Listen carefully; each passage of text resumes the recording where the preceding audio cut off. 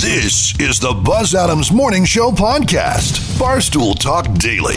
Except it's really early in the morning and no booze. For the most part.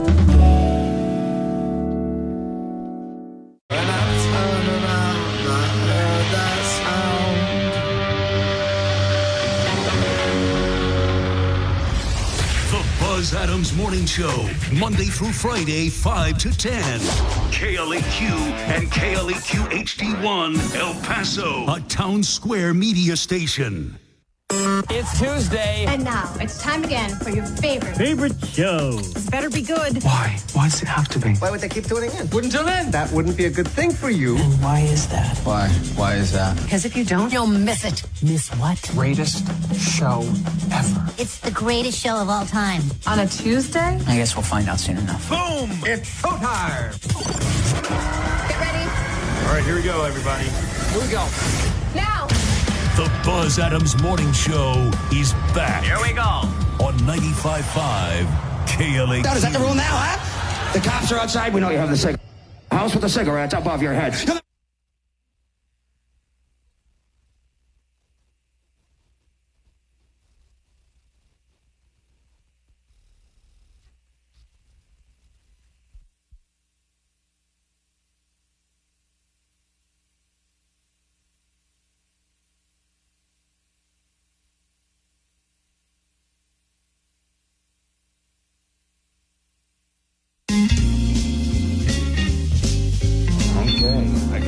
I guess we started. I could not hear anything going on in the show. Is it even 6 o'clock yet? It is, yeah, yes. Yeah. It's 6:01. Oh, okay. All right. And then I caught you. You're playing a bit over there. I'm playing a bit. Oh, yeah. I was working on editing something. You ever just get really involved in your work and kind of forget everything else? Yeah. Good morning, everybody, and welcome to the show for this Monday. What do you think? Is Nico going to be here today? Well, I haven't gotten a text. All right. Or an email. Should we do the late song if he's more than 10 minutes away? Yes. Okay. All right, I'll have it ready. Welcome to our show for today, everybody. And did you enjoy that heat? My car said it got up to 110 yesterday. Ooh, Lordy. How accurate are those things that tell you how hot it is in your car? I think on the car it's a little bit more elevated. Right, what because it really is. it's catching the heat off the pavement. Right. That if you get in it. But I don't think it was that far off from yesterday. It was hot enough that, like, if you got a part of your bare leg on the seat, it's going to be very uncomfortable. Let's get a look at El Paso weather, and it's brought to you by Wet n Wild Water World. You can get your season passes and save money all season long. Season passes at Wet n Wild are good for every day, all days, including the special events. So let's get a look at El Paso weather here real quick. It's going to continue hot here for a couple of days. We are maybe going to have a chance of rain coming up starting tomorrow. But today, we don't see any rain in the forecast. It's going to be clear outside, sunny. 101, they say, for the high temperature. Then tomorrow, 102, still going to be warm. We're going to have those triple-digit temperatures through Wednesday. And then on Wednesday night, we start seeing some kind of chance of rain, maybe a 20-30% chance of rain in the afternoon, evening on Wednesday. Wind's going to blow through. We're going to have a very windy day, and that's going to bring some cooler temperatures. 87 for the high on Thursday. Also, look for a chance of rain. Looks like we got a pretty solid block here Thursday and Friday of rain chances. Friday is also going to stay in the 80s, 87, and we're going to put it at about a 30 to 40% chance of rain on Friday. A few spots of rain here and there on Saturday and Sunday. And the temperature is going to creep back up, going to get near or in excess of 100 on Saturday and Sunday. And El Paso weather is brought to you by Painted Dunes Desert Golf Course. It's brought to you by Wet n Wild. It might as well be brought to you by both, I guess. But Wet and Wild Water World. You can get your season pass, good for every day, including special events like the Neon Paint Party that's coming up June 29th. And July 4th, their Fireworks Spectacular, famous on the west side, where people gather from miles and miles around and watch from up on the interstate. Save on tickets and buy in advance for Wet and Wild. Go to wetwild.com. That's wetwild.com. Nico Achemian. Not going to play the song. In the building. Nope, you don't get to play it because I'm here before 10 minutes, so you don't get to play it. Screw you. Curses. Don't worry, we'll have another chance before the week is through. How you feeling? How was your trip to Sierra Blanca? Yeah. Oh, Did you my get detained gosh. in Sierra Blanca? Was that why you were absent yesterday? Not at all. Are you kidding? It was put on by the sheriff's department, man. Yeah, that's what I was worried about. The comics show up and they take one look at you, and it's like, you boys been smoking a little. We got to the checkpoint, and the guys were like, "You doing the party right now? You guys performing at the party?" Yeah, they knew about it. Yeah, that was kind of cool. Did they? That was a big thing happening around town. Yeah. They're like, "Oh, you guys are performing." So I'm trying to think. If you're recognized at a Border Patrol checkpoint, is that a good thing or a bad thing? Good thing or a bad thing? Well, they recognize me for comedy, not anything else. Okay. That's the good part. Yeah. It was a wonderful show. Sierra Blanca is a great place full of just really nice, warm people, and it was a big turnout, a huge success. Do they get our show in Sierra Blanca? I think they do because they said they were listening. No, I know they can hear it, but do they get it? Okay. Come on, that's funny. If Joanna doesn't laugh, I don't care how many if times. Joanna doesn't laugh, that means it's not funny. Try it again. You know do they get our show out in Sierra Blanca? They get it, yeah. No, but I mean, do they get it? Okay. You're really that beating that dead horse, aren't you? You want to know a funny thing, though, Joanna? What's that? It was put on by the local sheriff's department. It was an enchilada dinner fundraiser for the Sierra Blanca Future Farmers of America to get them to state. And guess who they had serving our enchilada dinners? Who? Inmates from the jail. Yeah. What? Okay. Yeah. How did they seem to trust. be about that? What? Nice. They didn't seem like they were in a spitty mood. No, they didn't. Like, here's your enchilada. I think they made the food too, the enchiladas as well. But they were like classic black and white stripes. Like, Oh my god! swear. And that was your wait staff. That was the wait staff. Did you have to tip? Well, I did say at this point I would normally tell you to tip your waiters and waitresses, But they're not making anything. If you are going to tip them something they can use, like a pack of You're right. smokes. What else would you want? I said, here's a tip. Don't do it again. That is so freaky. They had the prisoners go out in their striped jailbird uniforms. Yeah, but On an event thrown by the sheriff to benefit what? Future Farmers of America. Nice. Amazing. It was amazing. Sierra Blanca. What a quirky They're little called place. trustees because they're allowed. I think that's They kind of like trust them? Yeah, that's like You may trust them, but do you trust them not to spit in your food? yeah. Like it was if you're delicious. a cop. If you're one of the cops there or the sheriff, it's like, well, thank you for that plate of food. Now, you promise you didn't spit in it, right? Like red in Orange is the New Black. Yes. I get it. Yes, exactly. The NBA Finals wrapped up yesterday with the Boston Celtics winning in game, 5. This was for game 5, leading 3-1. Somehow, the Mavericks won on Friday, so this was game 5 last night. And Somehow. yeah, Steve and I got in a whole discussion about, it's kind of interesting that there's the NHL final, the hockey finals and the basketball finals are going on at the same time, right? And in both of those series, one team led 3-0, meaning if they won one more game, it's over.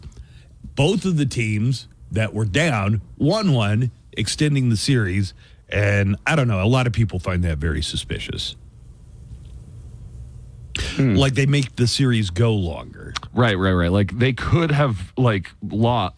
Probably they should have lost, but they're doing all they can to make it exciting. Well, I don't know. I asked, is there any possibility that before game 4, one of the referees went in the Celtics locker room and was like, hey guys, maybe don't try so hard. tonight. A lot of people would like to see this series go at least one more game. And for the Celtics part, they were playing in Dallas. If they'd won the championship, it would have been in front of a hostile away crowd. So they won last night in front of their home crowd at the Boston Gardens. Here's Jimmy Kimmel talking about the NBA Finals. You know, a lot of people thought it would be over on Friday night. Vegas had the Mavericks getting swept. It was such a disaster in the making. Ted Cruz had already booked a flight to Cancun to get away. Okay, we're going to have a lot coming up on the show today. The Pope welcomed a bunch of comedians. You did you get your invitation late or?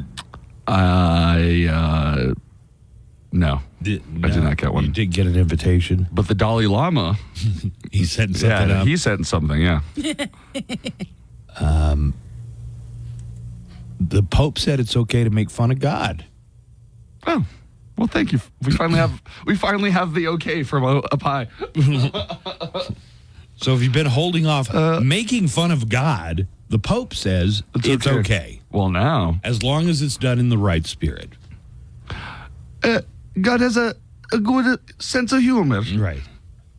You know, don't like set a bag of crap on fire on his doorstep. Don't pull a mean prank on God or anything. Right. But, so let's find out what's coming up on the show today in about an hour. Joanna has the Hollywood Cheesemate coming up for us. Our look at the inside scoop from Hollywood. Joanna, what's coming up on that Hollywood Cheesemate? Ted Danson says that the Cheers cast headed out for one cast member and said, quote, "We wanted to kick his ass." We wanted to kick his ass. Yeah. God. I'll let you know who it is. Is it a main cast member? I'll let you know who it is. Oh, I have to know. In entertainment news. No, I have to know. Is it a main character or a secondary character? I gotta tell you, I wouldn't know. I didn't watch Cheers. By any chance, is it the guy who played Eddie LeBeck? Who is Eddie LeBeck? Jay Thomas. No. Okay. Wow, man, you don't know from I don't know. Cheers? He was a new character. Oh, I bet they wanted to kick Coach's ass. It was a hot shot 20-something-year-old. Oh, it was Woody Harrelson. Yeah, you see, that's what I would think. God, you guys just have to spoil surprises, don't you? I wanted to leave it for entertainment, but you just couldn't stop it. It's like help yourselves. It's like Sherlock Holmes and figure things out. I wanted that to be in your head for the next hour. See, that's the reason, Joanna, is we probably would not have let it go. No, right. We would have looked it up or something. Kirstie Alley. We wanted to her. Oh yeah, Chris. Or we wanted to kick her ass. Rhea Perlman. Yeah. Or who was the blonde? Oh, that uppity white woman. The uppity white woman. The reason I said Jay Thomas, so Jay Thomas was a well-known radio disc jockey who also acted, and he played Carla's husband, Eddie. Who was Carla? That was Rhea Perlman. Rhea Perlman, yeah. And he said on his radio show that he should have gotten hazard pay for having to kiss Rhea Perlman, and a lot of they fired Rhea him from Perlman, national treasure. Yeah, How dare he? Yeah. Wait, he said that not. That wasn't a line in the show. That was just like no. That was a line on his radio in show. real life. I had to get hazard pay for having to kiss that ugly hag or something like that. So I thought maybe that's why they. So what did Woody Harrelson do that made him less popular? All right, That I will leave until Aaron. Okay, all right. Nico, news headlines. What do we have coming up today with the news? My computer is running a little slow, so I am having trouble getting into our news service. Okay, we'll just how about make something up. You know what? I'm sure there's something about Joe Biden. Probably something about Trump today.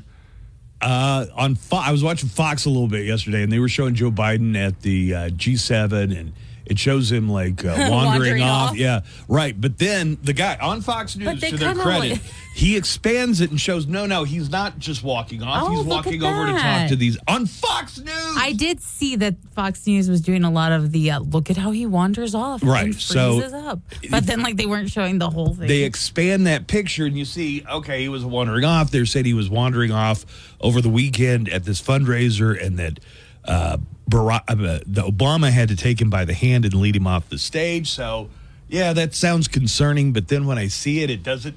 I don't know. It just doesn't seem as damning as it does when you read the reports here. Yeah, he's a little stiff. He's 80, old. He's 81 years old. He's got something wrong with his back or something. Yeah, he's got some kind of spinal issue, so it makes him walk. Listen, I'm not who, here Biden? Yeah. Oh, I don't know. I'm not here to make excuses for Biden or anything, but I just thought it was interesting that on Fox News they had a guy on who's like, and he even plays a clip of Hannity and goes like, "Well, clearly they're not showing the whole that picture is for a reason." I know. Fox I thought so too. The Daily Calendar. Oh, hey, didn't see you there. It's June 18th. It's both Picnic Day and Panic Day. I feel like there was a typo at some point, and they just went with it. Your wife might suggest you go fishing because it's National Fishing Day, but don't fall for it because she also knows it's National Splurge Day, and she has the credit cards. Oh, I need this. I'm sure it'll be fine. And that's your Daily Calendar. Double G here. Coming up after the Buzz Adams Morning Show at 10, featured double shots throughout the day. Call, or just stop by. Granger, for the ones who get it done. El Paso's own live and local. The Buzz Adams Morning Show. 95.5 KLAQ.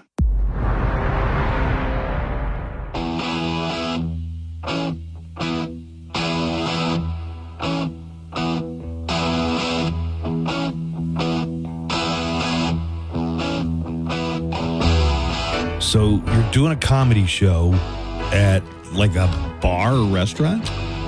Yeah, it's a restaurant called in Sierra Blanca. In Sierra Blanca, it's called Que Loco Snack Bar. All right. Run by Ernie Villegas and his wife is the brains of the operation, yeah. And they're just wonderful people out there. It was the first professional stand-up comedy show they've ever had in Sierra Blanca. Really? Wow. Yeah. So we're a part of a little history. What an honor. Yeah, and Ponchi, oh my God, Ponchi Herrera just murdered it, just killed it. Oh, he was the standout that night? Actually, each one of us Everybody did really good. Did really, really good. But I want to get back to this thing. So the sheriff's office was putting it on to raise money for the local Future Farmers of America. That's right. And you're waiting, the tables were inmates. Trustees, I believe they call them. Trustees, but wearing the black and white prison striped uniforms, right? I believe so, but they're trustees in the sense... You believe so? Were they wearing... of course, yes. But the reason they're called trustees is because I think they've earned enough trust to be able to walk around. Nobody's watching exactly what they were up to or where they were at. Yeah, man. I'm just saying, if I were in prison and I were out with a bunch of you, Buzz keeps bringing up the spitting in our food spit thing. in everybody's food. And I'm like, why are you focusing on that? Even off there, he was like, "Are you sure? Are you sure they're not spitting?" I was like, "What are you doing?" He's like, "Well, because that's what I would do."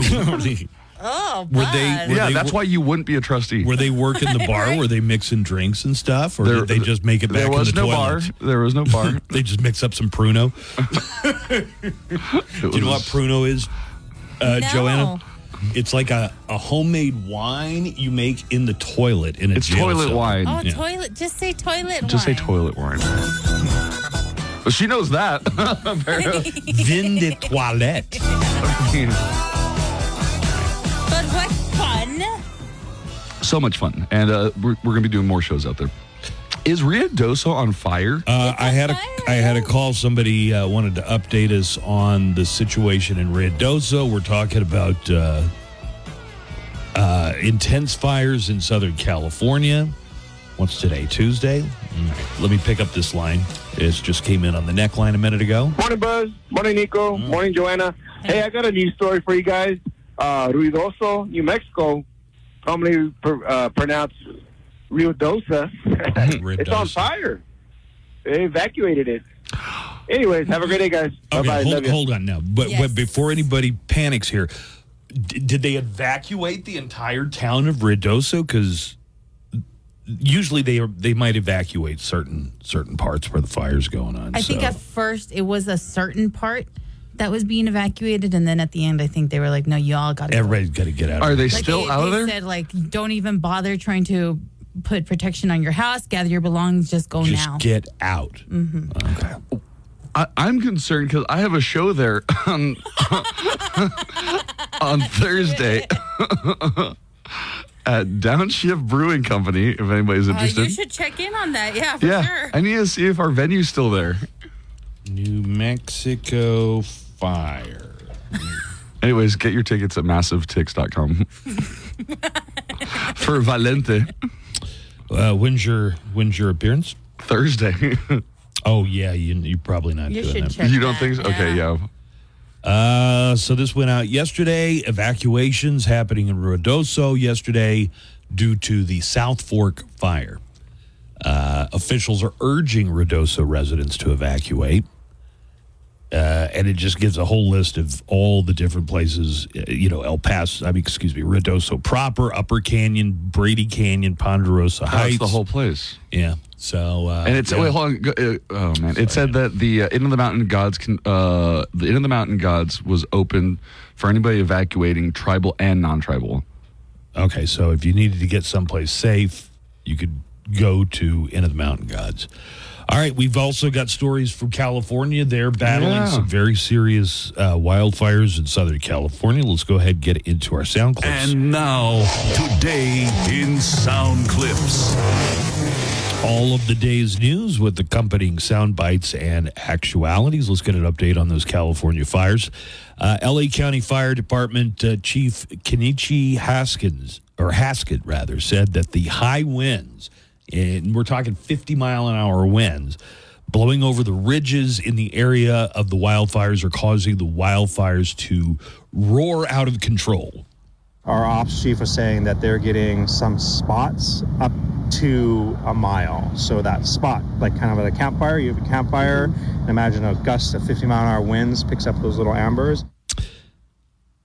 I wonder if anybody who lives in a place where they get firefighters or where it's you get wildfires, and it's very likely you get them. Has anybody ever thought, hey, let's just build, anywhere you build a house, make it all no grass, no trees, make it which is probably not the reason you move to a beautiful woodland area. You know what I mean? But that would be some kind of fire break, though, at least, right? I mean, it would the structure would be there, but everything inside would burn, and if it didn't have any trees around, it wouldn't be enough of a fire break that the fire could just burn around it. If there's no trees around your house in the forest? Well, in the immediate vicinity, I mean. I've got this theory, and I hope it's true, but I don't think that any fire could get too far out of control in El Paso because we don't have enough combustible material. Some parts have more than others. Have you ever talked to a firefighter? Yeah, one came talk to us in first grade, told us what it was like to be a firefighter. Was it McGruff or Smokey the Bear? Yeah, I feel like maybe McGruff at some was a point. crime dog. Yeah, he was a crime McGruff's a crime dog. They might have brought Smokey Bear by. We have a lot of brush fires in El Paso. So, the volunteer firefighters out of Fabens and Sutherland Park, they take care of all the brush fires in the county. But I think you're right. Desert probably doesn't have the... It would burn itself out before it got, into a raging inferno. I think those brush fires can turn pretty bad. Here is Captain Sheila Berko of the L.A. County Fire Department. Who says, and again, they're got the same culprit here, high winds. Those high winds are going to continue today, increasing the risk of the fire spreading near Los Angeles. Up in Gorman, you can expect 30-mile-an-hour gusts, and in the passes and canyons, or passes and peaks over there, you're looking at about 65-mile-an-hour gusts. So the winds are a major component of what's going on. They're very, very high winds. Berko says the danger is not only the winds, but also the dry hillsides. They are dried out. That wind and that high temperature has dried those out, so they're ripe for burning. All right. Ripe. We've got an update from the Splash Pad mass shooting in Michigan over the weekend. Number of people were shot. I think they ranged in ages from 4 to nearly 80. And there were 2 people in critical condition. One of those was an 8-year-old child. The spokespeople from the hospital say that the 8-year-old victim is making amazing progress. So the gunman killed himself later after a standoff with police. So far, I believe the gunman is the only fatality in this, but multiple people were shot. Mm-hmm. Here is Sheriff Mike Bouchard of Oakland County, Michigan, said that the shooter killed who killed 2 people. Okay, all right, 2 people did die. The shooter who killed 2 people at a splash pad over the weekend had been struggling with his mental health for a while before the shooting rampage. It appears he had been musing about different things, saying, shut your phone off, we're being watched, they are listening to us, walking around the house with weapons. I mean, I believe all that stuff, but I'm not going to go out and shoot up a bunch of innocent people over it. Sheriff Bouchard says there needs to be more focus on mental health resources, not only in his community, but everywhere. It is an everyday thing in our communities across this country. There needs to be more focus on mental health for the community, more mental health resources. It's not there. All right. Jerry Seinfeld shut down a pro-Palestinian heckler at a show, sold-out show in Sydney, Australia. Here is how a comedy professional shuts down a heckler at one of his shows. We have a genius, ladies and gentlemen. He solved the Middle East. He solved it. It's the Jewish comedians. That's what we have to get. So that's Seinfeld making fun of the pro-Palestinian protester as he's being removed by security. We're all on your side now because you have made your point so well and in the right venue. You come to the right place for political conversation. Tomorrow we will read in the paper, Middle East 100% solved thanks to man at the Kudos Arena stopping Jew comedian. They stopped him 20,000 miles from the problem and screw up a comedian. That is how you solve world issues. He's absolutely right. Yeah. Completely. Yeah, he's got a point. Yeah. Why would you go to a comedy show to protest? Would you say the same thing if somebody threw tomato soup on a great work of art by Van Gogh? Would you say, congratulations, you've solved global warming by throwing soup on a Van Gogh? Sure. It's equally ridiculous. Yeah. Yeah, I'd agree. I guess those... did you hear what they defaced over the weekend? Again? A new portrait of Prince Charles, the one that looks like it's the evil one, the evil one that looks like he's the Red Skull. Yeah, but that was apparently they did something to that. Aren't all of those paintings though like behind glass? Like haven't they not been able to like ruin any of them? My understanding is yes. They're behind glass. They haven't been able to ruin any of them. The Boston Celtics are your 2024 NBA champions. They absolutely smoked the Dallas Mavericks. Woo! Final score 106-88 from the Garden. Here is the final call on Boston's win. It's over. Time to say it again, Boston. Anything's possible. Banner number 18 has been secured. The Celtics are NBA champions. All right, for the Celtics, Jaylen Brown is the 2024 Bill Russell NBA Finals MVP. Bill Russell would be so proud. The 2024 Bill Russell Finals MVP goes to Jaylen Brown. Jaylen Brown was excellent in this series. Jason Tatum had a message for critics of this year's Celtics. We have a resilient group. We've been through a lot as a team over the last couple years, over my 7 years. What they gonna say now? What they gonna say now? All right, and Coach Joe Mazzulla reacts to winning the NBA title. I mean, you get very few chances in life to be great, and you get very few chances in life to carry on the ownership and the responsibility of what these banners are, and all the great people, all the great players that came here. And when you have few chances in life, you just got to take the bull by the horns, and you got to just own it, and our guys owned it. Back to Jason Tatum here for a second. Jason Tatum was speaking. You hear the moment the reality sunk in that they had won the championship. Oh, my God. It's a surreal feeling.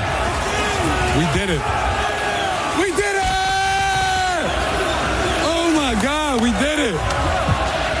We've been through a lot as a team over the last couple years, over my 7 years. What they gonna say now? What they gonna say now? You know, what are they going to say now? What are they going to say now? The Celtics are the champions, I guess. What else can you say? A restaurant in Indianapolis has closed after the owners were inundated with backlash. The backlash was because they banned kids under 5 from their restaurant for being too unsanitary. The owners came under fire after citing nasty conditions like dirty diapers on the table and women's breast uncovered. Wait a minute. I thought we were okay with that. Women's breast for breastfeeding? Oh. I thought they just let one out. Yeah, you didn't finish the sentence. Breastfeeding. Women's breast uncovered while breastfeeding. You just left women's breasts uncovered? In fact, I'm not even... Letting one hang out is okay, I think. Here are owners Tina and Gary Bartlett talking about the issues at their restaurant in Indianapolis. This is not Chuck E. Cheese. This wasn't made for babies. That's the sad truth. But neither of us have ever eaten at a restaurant where someone would openly expose a breast in public to feed, only when... Wait, you've never been in a restaurant where a woman's breastfeeding? Yeah, right. Have you never been to a restaurant? It happens. It happens, yeah. Right, it happens. Everybody pretends they don't know. Everybody notices, but everybody mutually agrees to pretend that they don't notice what's going on. Yeah. Breast in public to feed, only when in our own restaurant has this happened. One would think and expect common decency and respect for others would be the norm. We had to make the call to close on Sunday because I had received some death threats. Oh, my. Well, that's ridiculous. That's terrible. You're going to die for not letting kids in. Don't take your kids to the restaurant don't go to the restaurant. Or don't go to the restaurant. Once read or hear that it's like you can't complain about a woman breastfeeding in public? Like, they have the right to do that? No. It depends on in public. Establishments can make their own rules. Yeah. Oh. I wonder if that's what most of the backlash is about, like the anti-breastfeeding. Well, that's what they're making it sound like. Oh, but you're saying the people who are backlashing. Yeah, them. the people who are really upset with the restaurant. You should be like, able to let. And it sounds like the guy sounded very prudish about. We've never seen a woman expose her breast to feed a baby before. It's like. Yeah, I saw that at the food court at the mall on a daily basis when my daughter was little. Again, though, somebody would pop one out while their kids were playing on the little playground next to the Orange Julius. It's a natural thing. Yeah, add some cream. All right, that's today in Sound Clips. We've got a lot more coming up, including the Mo Show calendar and daily almanac of events. Nico is back at what % strength would you say? I'm like at a solid 69. 110 is what you want to say. 69%? Yeah, 110. Nice. You're back 110%. But I ride at 68 to 69. All right, let's take a break. And we'll come back more of the Buzz Adams Morning Show for this Tuesday's headed your way right after this. 95.5 KLAQ. Amazing deals on Milwaukee. Join the fun in Napa Auto Parts. Saturday, June 22nd at 5500 Donovan on the west side. Live from the KLAQ studios, the Buzz Adams Morning Show. Courtesy of Glasheen, Vyas, and Interman Personal Injury Lawyers at GVILaw.com.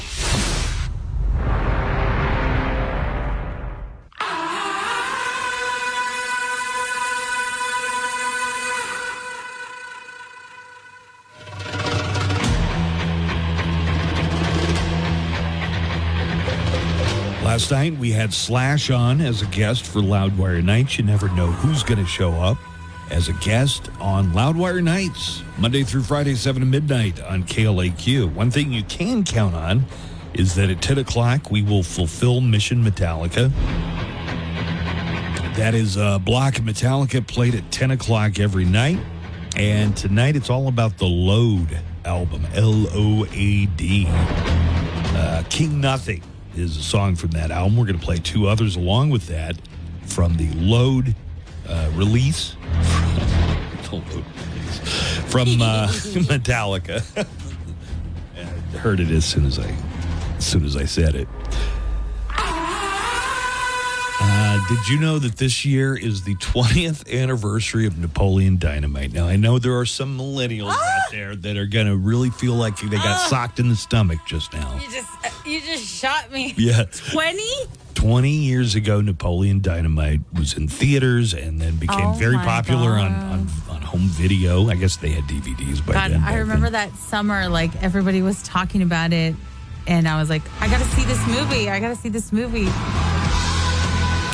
Got a little bit of audio here. Orida, you know, the potato people. Oh, yeah. Got John Hader back into costume to portray Napoleon Dynamite for a few ads for the 20th anniversary. So Orida is promoting their new tot protecting pants. And they look like Napoleon's jogging pants. Sweet. But they have a red zippered tot protecting pocket. Yeah, I gotta one of the protect those pockets tots. you can put the tots in. All right, let's listen in as John Hader on the 20th anniversary of Napoleon Dynamite makes the pitch for tot protecting pants from Orida. 20 years later, still haunted by crushed tots. Give me some of your tots. Now from Orida comes tot protecting pants. I'll eat as many as I want to. Gosh. Give me some of your tots. Get your own. Get your own. I haven't eaten. Do you remember when everybody was just quoting? It came out in the summer, and then you go back. When we you went started back to school, everybody was like, Tina, come get some ham. Everybody was wearing those Vote for Pedro shirts. Oh, yeah. Everyone. I saw quoting it in theater. Right? And I didn't get it. Nico, can you believe 20 years? It's the 20th anniversary. Yeah, that's insane. That's insane. I'm going to need another Tums. Also, what happened to John Heder? You know, he showed up in a few movies. Blades of Glory. Yeah. Yeah, I know. But I'm saying what's happened to him. Since then? No, I'm saying Blades of Glory happened pretty much like 1 year or 2 years after that. So he hasn't done much for the past couple, maybe decade.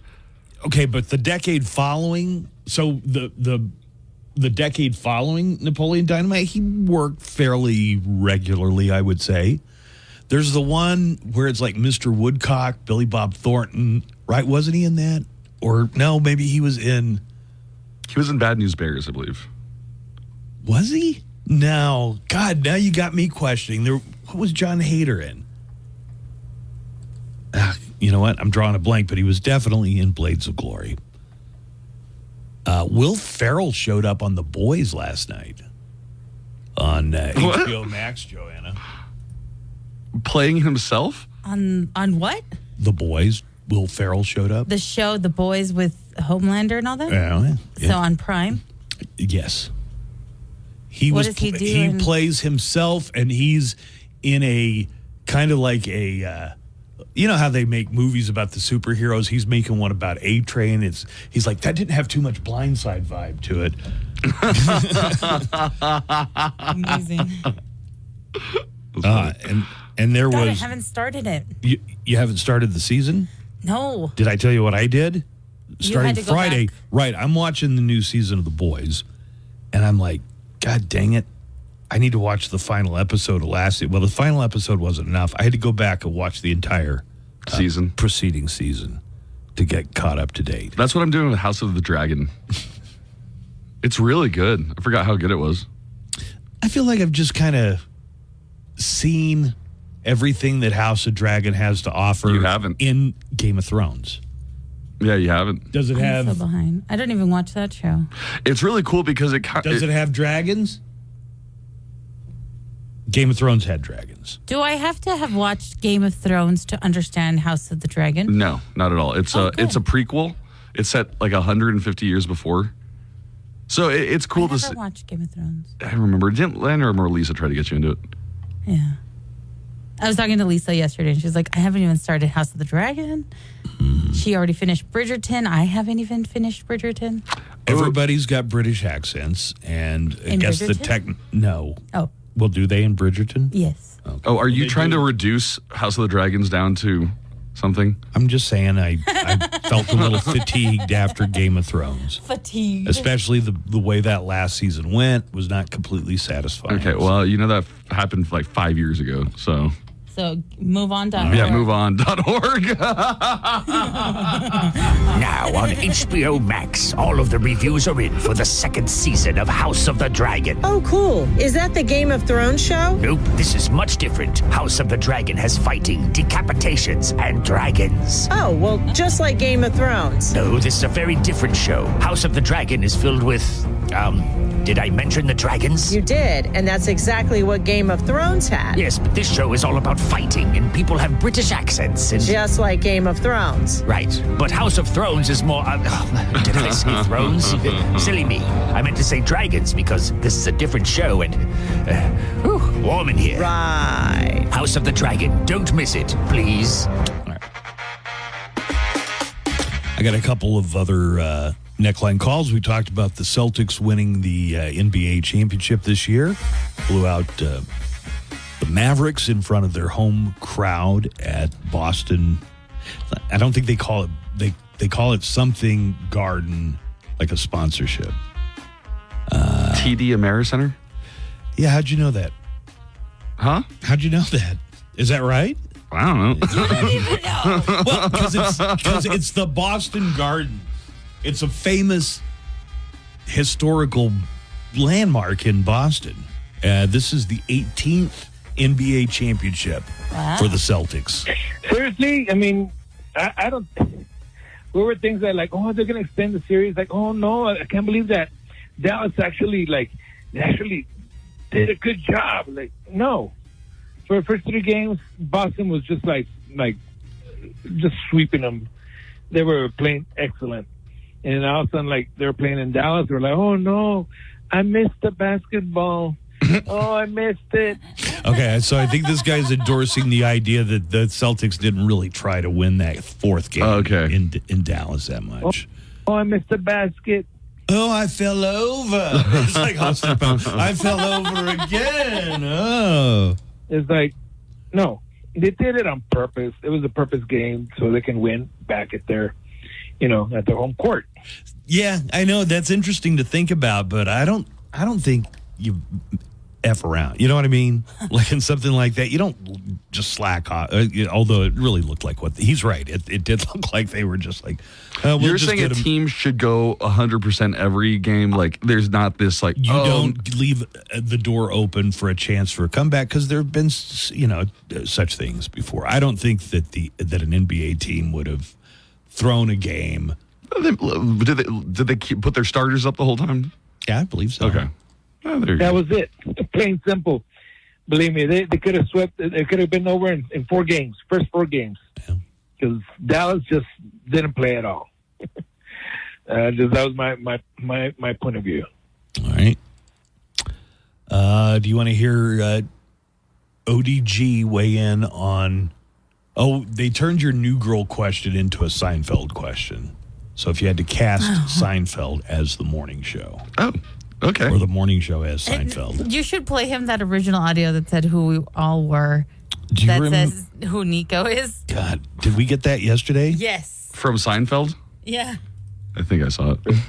Hold on, let me see. Oh, right, you get neckline calls. Let me see if this is it. Yeah, this is calling again, truck driver. I just got off the night shift about 3:30 this morning. Ooh. And I go from here to El Paso to Albuquerque and back. Oh my God. And I was listening to your show from Friday, and y'all were comparing yourself to New Girl. Nico brought this up, and Joanna really bit on it, and I don't know New Girl other than the girl from Elf is in it. Zoe Deschanel is the main character, but there is another character whose name is Nick in the series, and he plays kind of like a schlub. And I was saying that that's you. No, that was you. You're definitely Nick. No, the schlub. No, you're a schlub. You know that. I don't know if you knew this or not. You're definitely not Schmidt. Yeah, you're definitely not any of the other characters. And this character, they have to take care of so often that they crush up vitamins and put them in his He's a food. delicate flower Yeah, who they hates himself. Yeah. Love that show. Love Zoe Deschanel, but gotta watch it, Buzz. I think y'all should compare yourself to Seinfeld. I mean, Nico's the comedian, so he's Jerry. Yeah. Wrong. No, that's right. What? Joanna is Elaine. And that's just a default Yeah, 'cause I'm the situation girl. there. You're Kramer. No, I'm Jerry. You're Kramer. I'm like when definitely- you come in the door, everybody's like, "There's Kramer." No. There it is. Spagnola comes in. Wait, no, I'm getting it mixed up. I'm not making Spagnola. Your sports guy, he comes in. Sorry. Kaplowitz. The sports guy. Not Spaglona. I'm like half asleep. But he's Kramer. And, of course, Bud's there, a little cheap with money and stuff. And, of course, eats out of the trash can, so he's George. Oh, yeah. I'm George because I eat out of a trash can. Yeah, just your kind of mentality about stuff. Did George ever eat out of a trash can? I think so. They said Regular he did. Buzz can't stand you. All right, then. Love the show. Bye. What? That's hilarious. I'm definitely Buzz is not George Costanza. Okay, you know what? You're George because you're bald. What a lame middle school way to say that. What a lame. You're bald, but you won't accept that you're bald. What there was a famous lame episode. way of doing that. Just What's up, accept it. Mo Show? It's ODG. Y'all were talking about which Seinfeld characters y'all are. Well, I'm Jerry. I got all the seasons on DVD. That doesn't make you Jerry. How does that make you Jerry, ODG? This is his main argument that he's not anti-Semitic too. ODG. I have all the. I love seasons of Jerry Seinfeld. I'm Jerry. I'm Jerry in that anti-dentite episode, and Nico is Kramer calling me an anti-dentite. You're a rabid anti-dentite, Jerry. Jerry thinks the dentist became a Jew so he can make Jew jokes. Y'all should have a segment every day where y'all talk about Seinfeld episodes. Y'all's ratings will go through the roof. To the roof. Would they? That's a pretty famous episode where Jerry's dentist wants to convert to Judaism for the jokes. Yeah, so he can tell Jewish jokes. And the dentist is played by Bryan Cranston. Yeah. Let's go ahead and get to the Mo Show calendar and daily almanac of events. Get our bearing here. I've got random facts on the way. Do you, George? I'm not George. You're Newman. Nobody ever said anything about Newman. I'll take. You'll take Newman? I'll take Newman. Whatever. George can be dishonest, insecure, anxious, selfish, cheap, and self-loathing. Dude, that could be you. That could be either one of you. I'm not self-loathing. I'm not cheap. Yes, you are. No, I don't have money. That's different.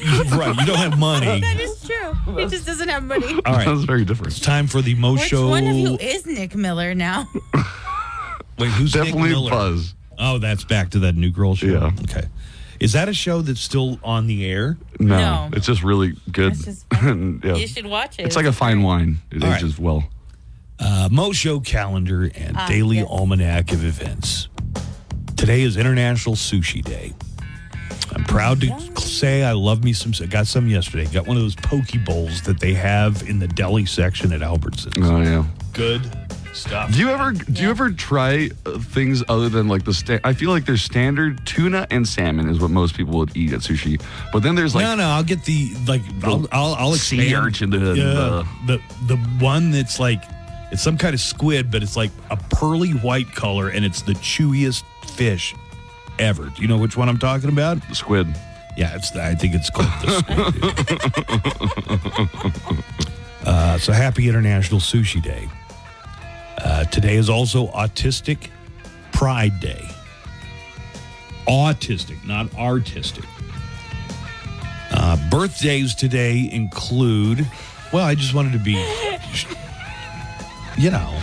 people are going to be wearing their jigsaw puzzle shirts and hats and stuff today, and that's what it's all about. Speaking of Game of Thrones, actor Richard Madden, who played Robb Stark on Game of Thrones, is 38. Country music star and voice judge Blake Shelton is 48 today. Italian actress, movie star Isabella Rossellini is having a birthday today. She's 72. The great comedic actor Carol Kane turned 72 today. Oh, she is hilarious. I love her. She was the Miracle Max's wife on The Princess Bride. Lillian on Unbreakable Kimmy Schmidt. People would probably get that right now. That's her. Well, she was Lotka's wife on Taxi, too. Simca.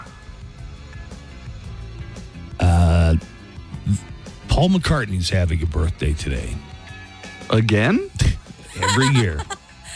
Seems like Paul McCartney has a birthday every single year on this very date. Do I need to play something to remind? Yeah, sure. It goes without saying, right? You don't need to play something to remind people who Paul McCartney is, or maybe you do. Happy 82nd to Sir Paul. 1, 2, 3.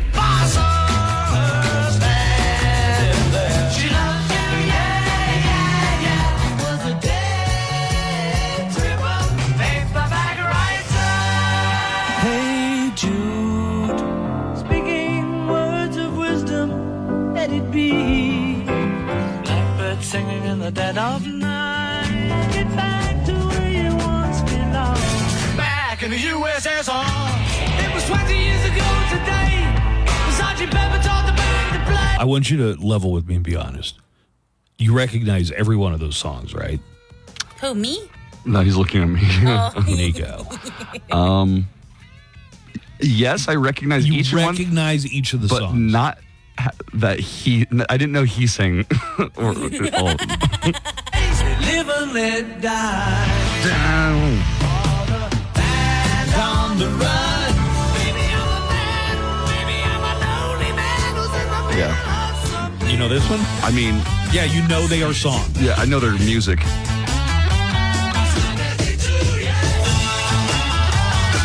I'm just saying as a body of work, and that's just scratching the surface. A bunch of hits. So here's an interesting thing about Paul McCartney. The Beatles had a song called When I'm 64 on the Sgt. Pepper album.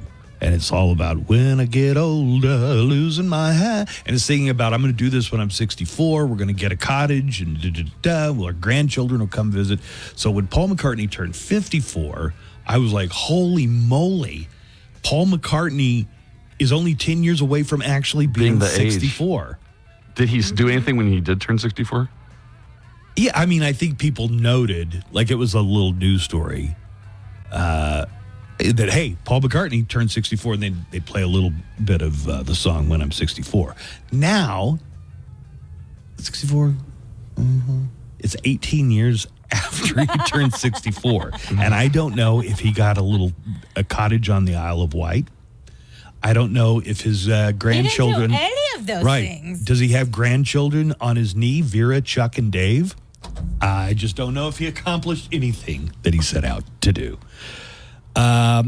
Also, it was on this date in history, June 18th, the War of 1812 began. That was like the Revolutionary War Part 2, because it was the British, and they wanted America back. You remember before those people tried to get into the Capitol building, everybody said this hasn't happened in over 200 years. This is what they were talking about. The British actually burned down the White House. They got all the way to Washington, D.C. But war was declared by the fledgling United States of America on our former mother country, England, on this date in 1812. And now, great moments in history. June 18th, 1812. The United States declares war on the British Empire and begins the War of 1812. Gentlemen, we are at war with the British again. And though a war by any other name is just as bloody, Harper's Weekly is asking for a name for our current conflict for the papers. How about American Revolution Part 2? Or Revolution Reloaded? Maybe Operation Colonial Freedom. Huh? How about the war to end the war we didn't end in 1776? Gentlemen, we must think hard. History is at stake here. Well, I hated history class. My teacher made me memorize the dates of all the wars, and I could never remember. Oh, I know that's Yes, that's true. That's an excellent point. Simpler. How about calling it the War of 1812? Brilliant! Absolutely. Yes. Motion carried, gentlemen. Congratulations. This has been Great Moments in History. Morning Mo Show. Nico, you're more like Kramer because you're always mooching off of Buzz the same way Kramer did, getting cereal. Wait, pause that real quick. Jerry, Pause that real Jerry, quick. you gonna get rid of that jacket? Joanna, Yeah, the suede is ruined. in our meetings and anytime you see me having food, who's mooching off of who? That is true, Buzz. You're always eating Nico's food. Listen to the caller. You know he can only get so little. He's so poor. Going through his fridge. So you are more like Kramer and Maybe both of you are Kramer. I mean, I don't disagree with the overall sentiment. Here's Nico when he's drinking. Okay? Because I don't know, are you not drinking or I'm trying to quit. Yeah, or get drink less, yeah. Nico comes over and we have beer. Like he'll have 3 and I'll have 3. Okay. And then on his way out, he'll snag 3 more and just like put them in his pockets right on the way out the door. And he thinks that I don't notice that sort of thing. So you're Kramer, see?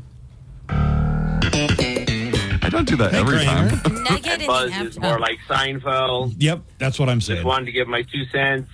And you say you're broke. Maybe if you go to work more than 3 times a week, maybe you'd have more money. So, yep, more like Kramer. Bye, guys. What does Kramer do in the show?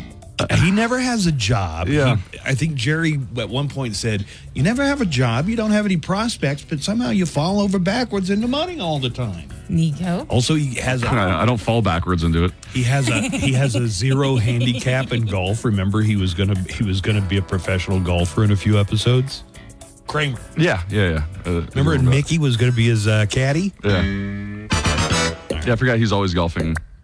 Let's take a break. We'll come back. I've got random facts on the way for you. Appreciate your phone calls. Let me give out that number. You can leave a message for us anytime, night or day, or during the show. Use the Neckline number to do that. It's 844-805-NECK. That's 844-805-6325 to put a direct call in where we talk to you, you talk to us. You always go to the front of the line if you use the studio line, and that number is 915-910-4995. That's 915-910-4995. And more of the Buzz Adams Morning Show is on the way right after this. The Buzz Adams Morning Show, Monday through Friday, 5. Critical care our children need right here at home. El Paso Children's Hospital, created by El Pasoans for generations to come. Broadcasting in El Paso to El Paso. The Buzz Adams Morning Show on 95.5 KLAQ.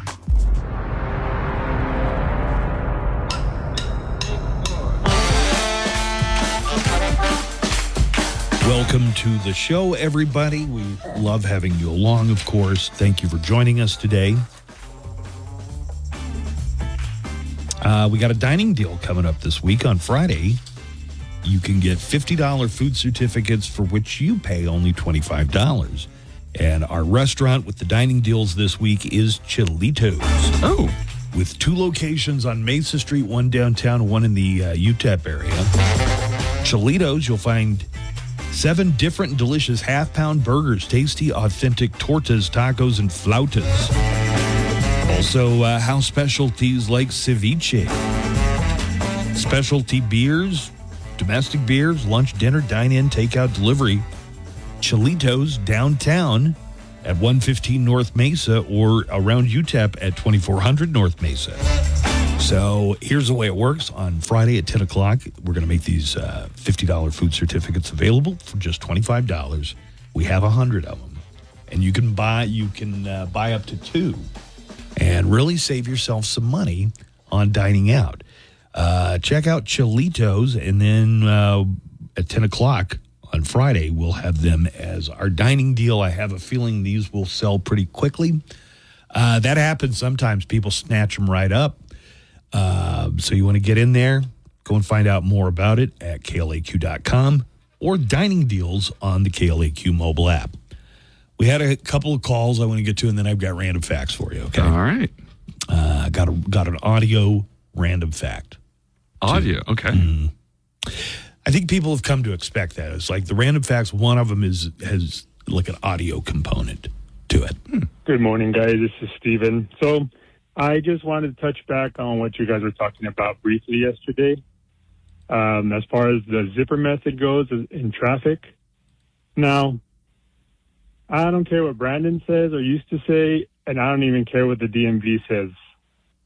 Don't do that. Because if that's the case, they need to change the signs to say every man for himself at the end and not change lanes.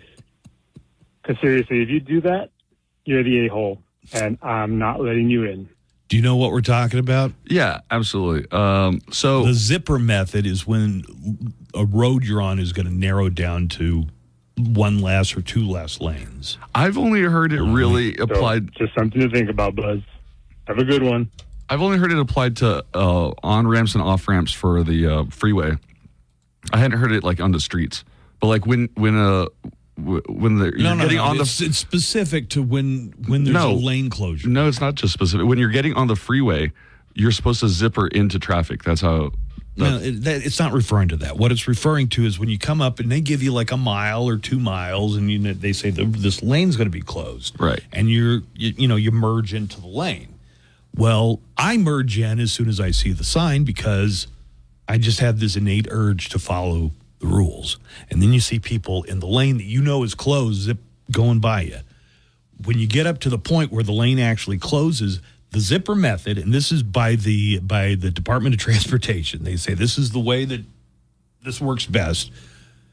You want people taking turns at the point that the lane runs out. Yeah. So you are supposed to drive up. And it was hard to get my head around. I mean, who do you think you are? Just driving past all of us cars who are doing the right thing, and apparently that's exactly what they recommend. Because sometimes people might not see that that lane is closed until they get up there. Well, that's bullshit. Everybody knows it's closed. You know what you're doing. If you're in like this lane and you notice like there's 3 lanes and nobody's moving in that sometimes one. I've been in the lane and it's closed and I didn't know it was closed till I got there. Okay. But anyway, realistically. Wait, you don't agree with that? You think? No, you know when there's going to be a closed lane. You notice the traffic around you. If you're paying any kind of attention at all, I swear to you that sometimes, especially now in town, with all the traffic that's going on, they put up new cones and new stuff on Mesa all the time and are closing left or right. You don't know if it's closed or not. So what happens then? You're not the a-hole. You just are a person who just is in the lane. I think most people are aware before you get to that last moment that there's going to be a merger. It happens. And that's why, Stephen, you can't say no, they're the a-hole, because you don't know that circumstance. You don't know. Okay. Be that as it may, even if you do know that there's going to be a lane merger, what they tell you to do, and it works better for everybody if you do this, go ahead and then one car from the left, one car from the right. Left, right, left, right. That's it's perfect. The zipper method. They say that is, they've run Where's the problem? Experiments on this. Where's the problem? They've done complicated calculations to figure out that this is the best way for traffic to flow. Who's complaining about it? Steven. He's the only one? Plenty of people. Haven't you ever seen like somebody's there and somebody won't, it's like, screw you, man. I know what you did. You rode this open lane until the last minute. You're supposed to let them in. That's how it's supposed to work. Let them in, Steven. Let me take a live call here. Who is it, Joanna? Stoner Guy. Stoner Guy. Stoner Guy. Yo, what's up, man? How hot is it today in San Angelo, Stoner Guy? Dude, I think we're going to hit like 101 today. Humidity? Oh, dude, I don't even know. Do you guys get? Is it? It's just hot, bro. Yeah, right. Well, San Angelo's over there east enough that you probably do get some humidity. What's the wind like? It's west by southwest, Hey, 5 miles per hour. Let's talk Dew Point for a second. No, I'm sorry, Stoner Guy. Go ahead. No, it's okay, man. Dude, my brother didn't want to call in, man, when they were hanging out. He was kind of being a whole wet blanket on like podcast, period. And I'm like, dude, this is a morning show. It's not really a podcast. They just make it a podcast, bro. But he didn't want to do it, man. I kind of get a vibe of like... Wait. What are we talking about here? Refresh my memory. I feel like there's something you told us that I forgot about. I was gonna call in with my brother. And he was going to be Stona Singer. I was Stoner Guy, of course. Stona what? Stona Singer. Stona Singer. Okay. Yeah, man. And he just didn't want to call in, dude. He wasn't feeling podcasts or anything like that. And he didn't even sir, this is live radio. This is no podcast. Hey, do you listen to do you listen to many podcasts? Or just every now and then, but really just religiously, y'all. Here's like the one thing that they have not come up with a solution for in podcast. And this includes these podcasts where they make millions of dollars a year. Taking live calls, right? There's no way to do it because the show's not live anywhere. It's podcast. There's got to be some way we would have to figure out. Like if we were ever going to do the show like as a podcast, we would have to figure out some way to get calls on. Am I right? Yeah. I haven't heard of anybody who does a podcast that includes... AfterBuzz, too. Pardon me? What's that, Stoner? I said that'd be really cool if y'all could do it on the AfterBuzz. It would be, but... take calls then. Yeah, but you guys... You would have to know when... That's the beauty of radio. You're part of the conversation, and I haven't heard anybody on a podcast, Rogan or any of them, figure out a way to get... people calling in. Yeah, they do. They just have time periods where they'll ask for like Theo Vaughn has call-ins all the time. And now we have Stoner Guy coming in. There you go. Coming in strong. All right, man. Set it up, bro. I'll definitely set up in time to call for y'all, man. Okay. All right. Well, Stoner Guy, we're going to be doing... See, here's the thing. I could tell you when to call in, but I don't think we'll have anybody there to answer the phone. Yeah, see that? Yeah. It's cool, man. It's cool. Yeah. Hey, I was just going to say, man, I wanted to, say you're welcome for your kind of morbid subject the other day about the people not wanting to be cremated now because of the movie I brought up. And dude, I'm telling you, man, it's for sure a movie. There's no way that this would, or a show. There's no way this was a dream, man. It's just too vivid. There are so many people. Oh, Justin Timberlake got popped for a DUI or a DW. I'm sorry, that just came. My boy JT. Yeah. Breaking news. Saying it is so, JT. All right. Well, thanks, Stoner Guy. Appreciate the call. Dude, love y'all, man. All right. Thanks, buddy. We'll see you, Stoner Guy. Have a good one. You're Stoner Guy from San Angelo, Texas. I was going to say, so like Theo Vaughn, when he does the call-ins, you're right in the sense that like... But they're talking about... They're not responding to the other callers, or they're not right. It's not the same. One of our regulars had a question for you. They were disappointed, Nico, that you weren't here yesterday. I know. Hey, good morning show. Buzz, Joanna, Nico, what's up, man? Good morning, brother. Morning. Missed you yesterday, bud. I actually had a medical question for you yesterday, but you didn't show up.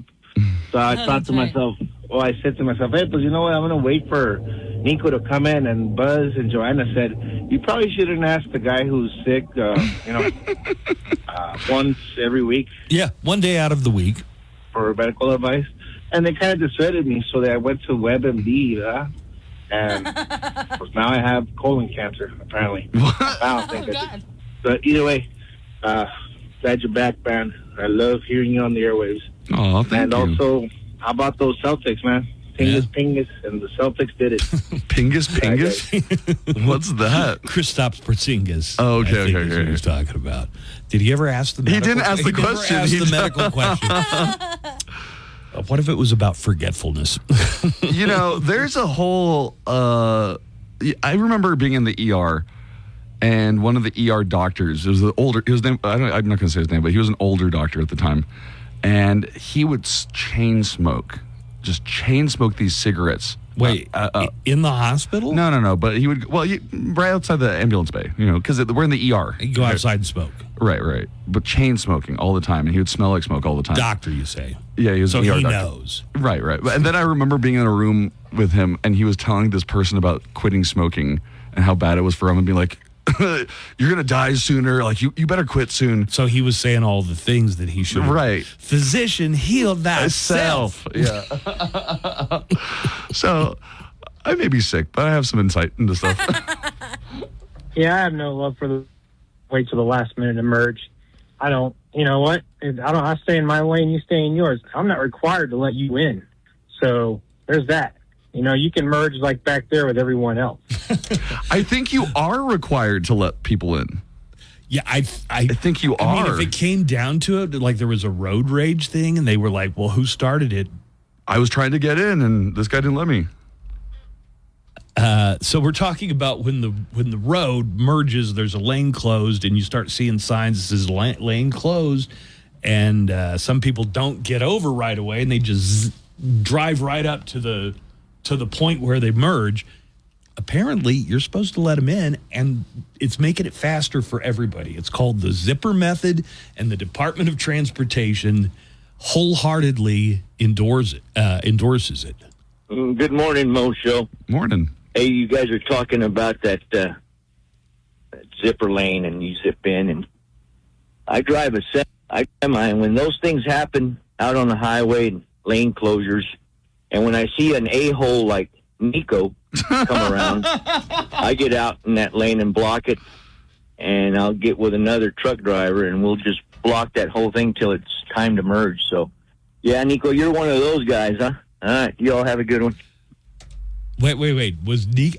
I'm only saying that I looked it up, and definitely for a fact, the Department of Transportation says have both lanes and then merge at the last minute. Don't merge a mile ahead of time or 2 miles or a half mile ahead of time. Merge at the point of the merger. And they say, these are the experts. I'm not making this up on my own. In fact, I had a hard time believing it because it seems like, hey, somebody's breaking the rules.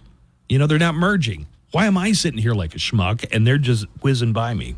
Because that's how the traffic works. Zipper method. That's how traffic works. We got live calls coming in. Let me give out that number if you want to call us directly in the studio. The number's 915-910-4995. That's 915-910-4995. Really could use that call screener. Oh, yeah, we're in the market for a call screener. If answering phones and telling people not to say swear words sounds like a dream come true for you, we might have the job you're looking for. And now it's time for Random Facts. A few times a week, we look at random facts. It's an educational portion of the show for all of us to enjoy, I hope, and hopefully learn something. So here we go with today's random facts, and I do have an audio random fact today as well. Random fact number one. Had to get my bell. Mm-hmm.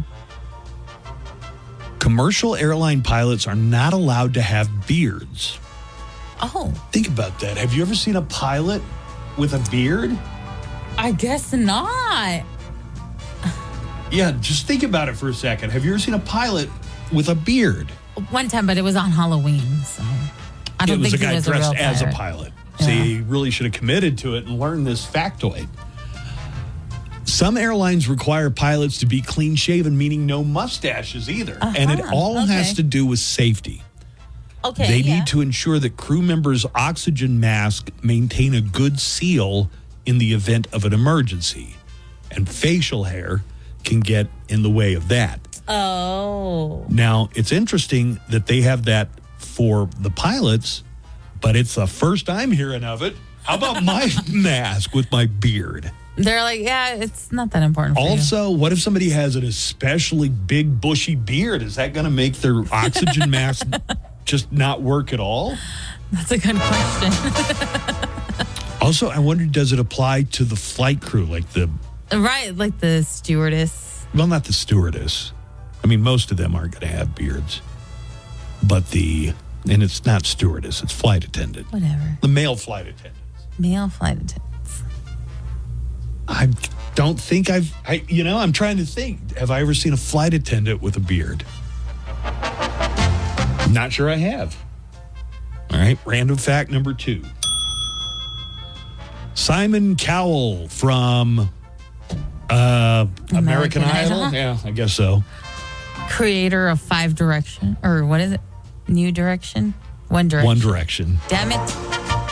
Simon Cowell's first job was for a studio in London where The Shining was being filmed. One of his jobs was to polish Jack Nicholson's axe for the Here's Johnny scene. Oh, wow. I mean, I consider it a factoid that The Shining was filmed in London. You're all, wait a minute. I thought it was supposed to be in Colorado. Okay, so it's set in Colorado. The actual hotel for the exterior is in Oregon, but the whole thing was actually shot in England. Weird. Here is from the Oxford English Dictionary. Random fact number 3. The origin of the term friends with benefits is difficult to trace, even though the phrase is now in regular use and a familiar part of the social lexicon. Yeah. The earliest known use of the term that's documented is in the Alanis Morissette 1995 song Head Over Feet. In the lyric where she says, "You're my best friend with benefits." If there is some place that is documented earlier, they say nobody has been able to find it. Like, people might have been saying it, but it didn't appear in print. As far as they know, the first use of the term friends with benefits is from this Alanis Morissette song. You ready for the audio? Yes. Here you go.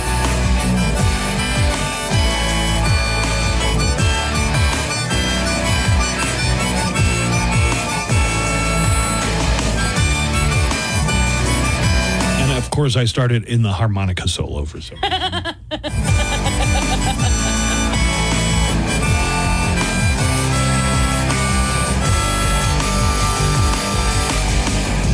You're the best listener that I've ever met.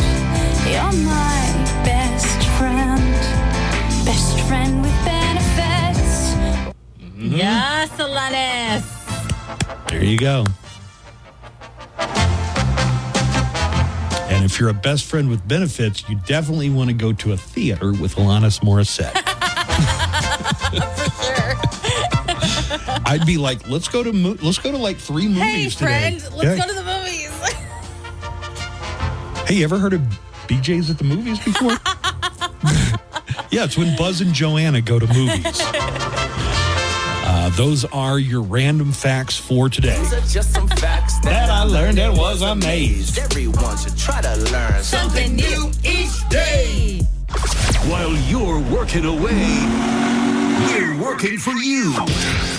Our job starting at 10. On now at I-10 line at SunnyParkDodge.com. Includes factory rebate and dealer discount plus TTNL on select vehicles with approved credit. Offers not combined.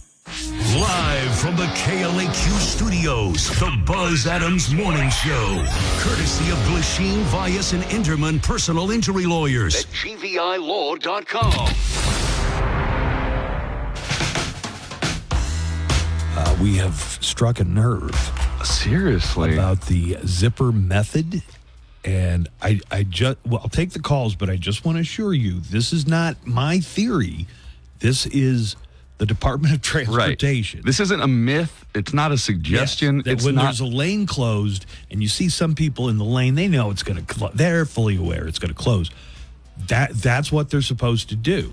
Well, and so somebody called in, and I don't know if you're going to get to it or not. And he was. I got somebody on the next line. I mean, on the studio line already. And Miguel. Hi, Miguel. Good morning, Mo Show. Hey, Miguel. Joanna, everybody. What's happening? What's happening? So I've not only been driving for many years, I used to be a traffic manager for a transportation company here in El Paso, and we often discussed about the safety issues with that type of zip line situation. And yeah, you're supposed to go all the way to the front, and one car's supposed to let one in, then the other lets the other in, and that's the way it's supposed to flow. You're not supposed to just make a long line. So you're in favor of that? Of letting one in and then the other? Is that what you're saying? Yeah, well, not that I'm in favor of that. That's the way it's supposed to work. That's the way it's supposed to be. Listen, and I get why people would be upset. Right, because you see this person who looks like they're kind of cutting the line or cheating or whatever by going in that lane. But I am just telling you, and Miguel is backing up, this is what the experts say. Yes.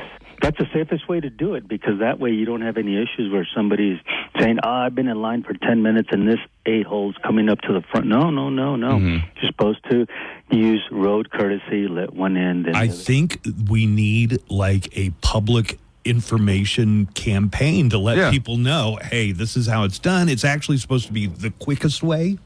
Whenever there's a lane closure like that, they say. Wait, that way everything stays flowing smoothly, supposedly. So, Miguel, kind of, I guess you could probably speak to that if every car was making the decision of who to let merge with them, that it would actually make things less safe or take longer? No. It would not. You're supposed to let every other car merges. Yeah. They take turns, and it makes everything flow smoother and safer. You're not supposed to be upset because somebody's going way in front of you. No. Listen, people have strong feelings, Miguel, and I think you're the official voice here of how it's supposed to be done. And some people just can't reconcile that with how they feel about what they perceive. Line cutters. Line cutters, yeah. All right, thank you, Miguel. Wait, hang on, just real quickly. Yep. Another example is left lane for passing only. You see these people on the left lane going real slow, and there's a line of people behind them. You're not supposed to be on the left lane unless you're passing somebody. If you see somebody in front of you waiting, get the heck out of the way. I know many people whose attitude is, I'm going the speed limit. There's no reason for anybody to go faster than me, so I'm going to do my civic duty and block that lane of traffic. A good friend of mine had that attitude, and I told him, listen, let me just say something to you. If you want to stay safe out on the roads, not only by obeying the laws, if you want to avoid a road rage incident, get the heck out of the way. You're going to put somebody off. And we see too much of that as it is. So please, people, pay attention to the laws and get the heck out of the left lane and merge in the zip line appropriately. Also, and I'll just make this the final thing I say, I-10, once you leave El Paso, like all the way to friggin' San Antonio, should be like the Autobahn. They should just let you go. Like there's no like as fast as you want to. Because you can see in every direction for 40 miles on a clear day. Yeah. And there's no way. That's a fact. Yeah. All right. That's a fact, Buzz. Good point. Thank you, all. Miguel. Yeah, man. Have a good one. That's great. Yeah, I'm glad that he called it because, so there was a neckline call where the guy was saying, Nico, if you're the one consistently not noticing that the lane, because that does happen to me a lot, actually. I do not notice that the lane might be closed because coming up on Mesa by my house right now, they will put in a temporary stop where the left lane is to my house is closed, and it happens maybe like twice, 3 times a week. And I see it developing, a mile or two ahead that there's going to be, there's signs they put up on the temporary electronic signs. Yeah. Let's talk to Danny. Hi, Danny. Oh. Hey, Buzz. Hey. Hey, Nico. Hey, buddy. What's going on, Danny?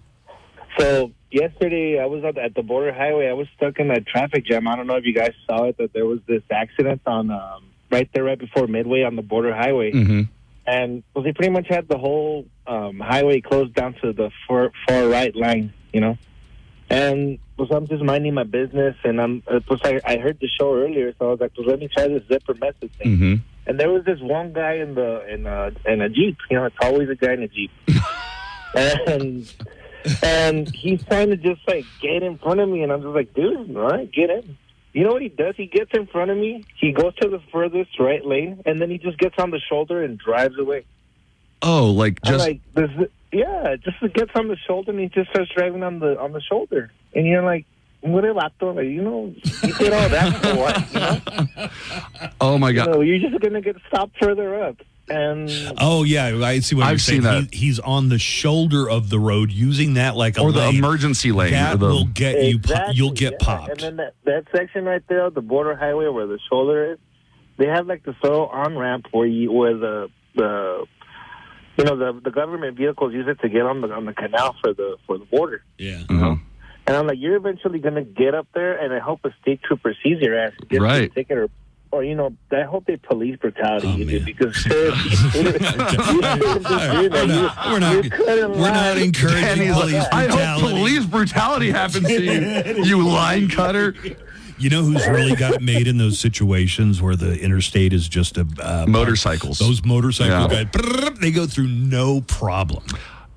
I don't know. But it was a Jeep. It wasn't even a motorbike. A Jeep, a full-blown, ugly-ass Jeep Commander, whatever they call it. All right. Thanks, Danny. Yeah, seriously, Danny, thanks for letting us hear that. I'm sorry, Nico, you were going to make a point earlier, I feel like. I'm going to play some of these calls. Right. No, my point was that I'm not always the one in that lane. Like, I will merge earlier if I see it. Yeah. Because as soon as you see, there's a line. Yeah. I'm going to line up. But I'm saying sometimes I'm on that left-hand lane and I'm not realizing it, and I do, Stoner guy. take advantage.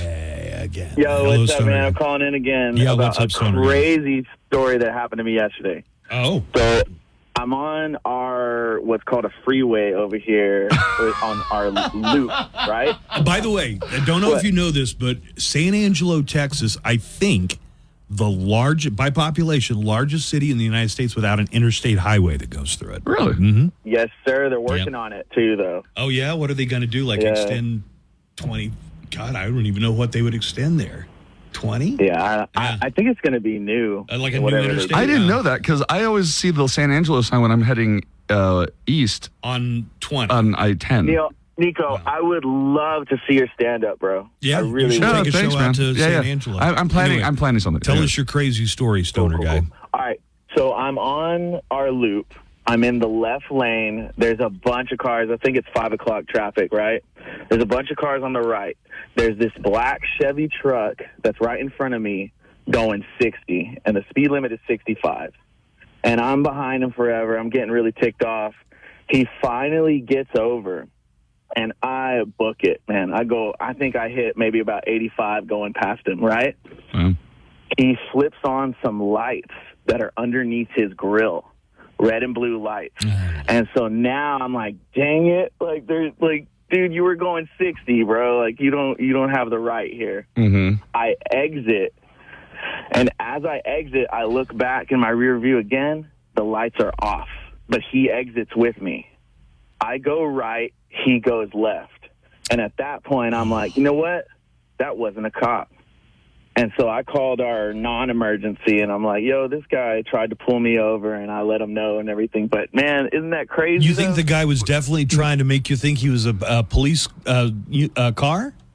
Exactly. And I'm thinking I'm getting the last laugh because he's probably like a company vehicle or something that helps with, like, wide loads or something like that. I was going to say some of those wide load companion vehicles have your mom lights, but, yeah. Oh my God! Yeah, I know exactly what you're talking about. All right, thanks, Stoner guy. Love y'all, man. All right, thanks, we'll buddy. see you. Thanks, Stoner guy. Low. I think he was about to say low blow. Yeah, low blow. That would be super sneaky. If a car that had, like a company car that had lights for... They're not supposed to be that right. color combination. You know, they can be yellow or they could be... But red and blue is supposed to be for emergency, I think. Supposed to be, well, police specifically, right? No, the ambulances are red and blue. Are they? I thought they were red and white. Maybe they are. Yeah. Good morning, guys. I was just calling to give an opinion on that zipper thingy. Anyways, I'm with that trucker guy that called in earlier about how he blocks the merging lane, you know, to make traffic merge early. Right on with you, brother. That's the right thing to do. I do want to point out, I'll let the guy finish, but that actually makes the congestion worse. When you're not letting people in, it makes it worse. Right. Nico, if you are consistently that guy that's cutting in at the end, I'm not. And you're saying that you're doing it because you Because the zipper method. I don't know. I guess that you don't notice till the end. Oh. You're probably going to be one of those overturned cars we always see on FitFam. If you're not paying attention to your driving, that you're consistently, being the last guy to merge. I finish the thought. You're not paying attention while you're driving, man. Nico doesn't drive fast enough to flip a car. Nico drives like a 89-year-old little old lady from Pasadena. He is a very careful driver. Yeah, he's the most cautious, non-elderly woman driver that I've ever seen in my life. I'm a real good Not driver. like the speed demon over That Buzz there. is. Buzz has made me pull over the car when I'm driving. Because it's driving me crazy. It's like we're on. Because I'm going the speed limit. Yeah, you're going the speed limit. You make him stop the car? He made me pull over so he could drive. Buzz. I felt like it was going to take an eternity to get from. Where in the hell were we? We were on our way to no, we were Colorado. on our way back from Colorado. And I'm like, this is a long trip. You can't drive the speed limit the whole time. Are you crazy? You have to. Yeah, it's going to happen every once in a while. Okay, so this, let me refer directly to the experts on this. It is called the zipper method of merging. It's a merging technique that is used when lanes are reduced, such as a construction zone or if an emergency vehicle is blocking a lane. It's also known as late merge and is recommended by the American Automobile Association and many state departments of transportation. Merge. Here's, for instance, we're not the only ones, just at random, the Minnesota Department of Transportation. When a lane is closed in a construction zone, a zipper merge occurs when motorists use both lanes of traffic until reaching the defined merge area. That means the last possible second.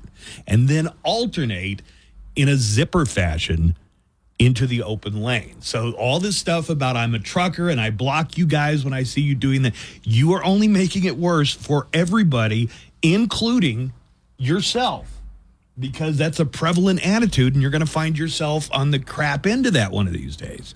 There needs to be like some kind of public education that, yes, it looks like these people are cutting the line. That is actually what the experts recommend. So okay, and this is just a hypothetical. I'm not saying this is what I do or not, but would I be the a-hole if I knew this and I constantly took the late merge lane? No, that needs to be filled up. I mean, if nobody's in it, you are delaying the traffic by that lane not being. That lane needs to be as full as the lane that is open. Right. The merge lane and the non-merge lane need to have the same number of cars in it for the zipper method to work, so not the a-hole. All right.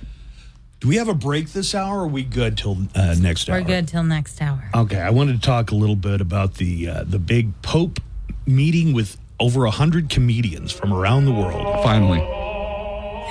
This was the meeting that was needed. They met in the Funny Bone that's in the basement of St. Peter's Basilica.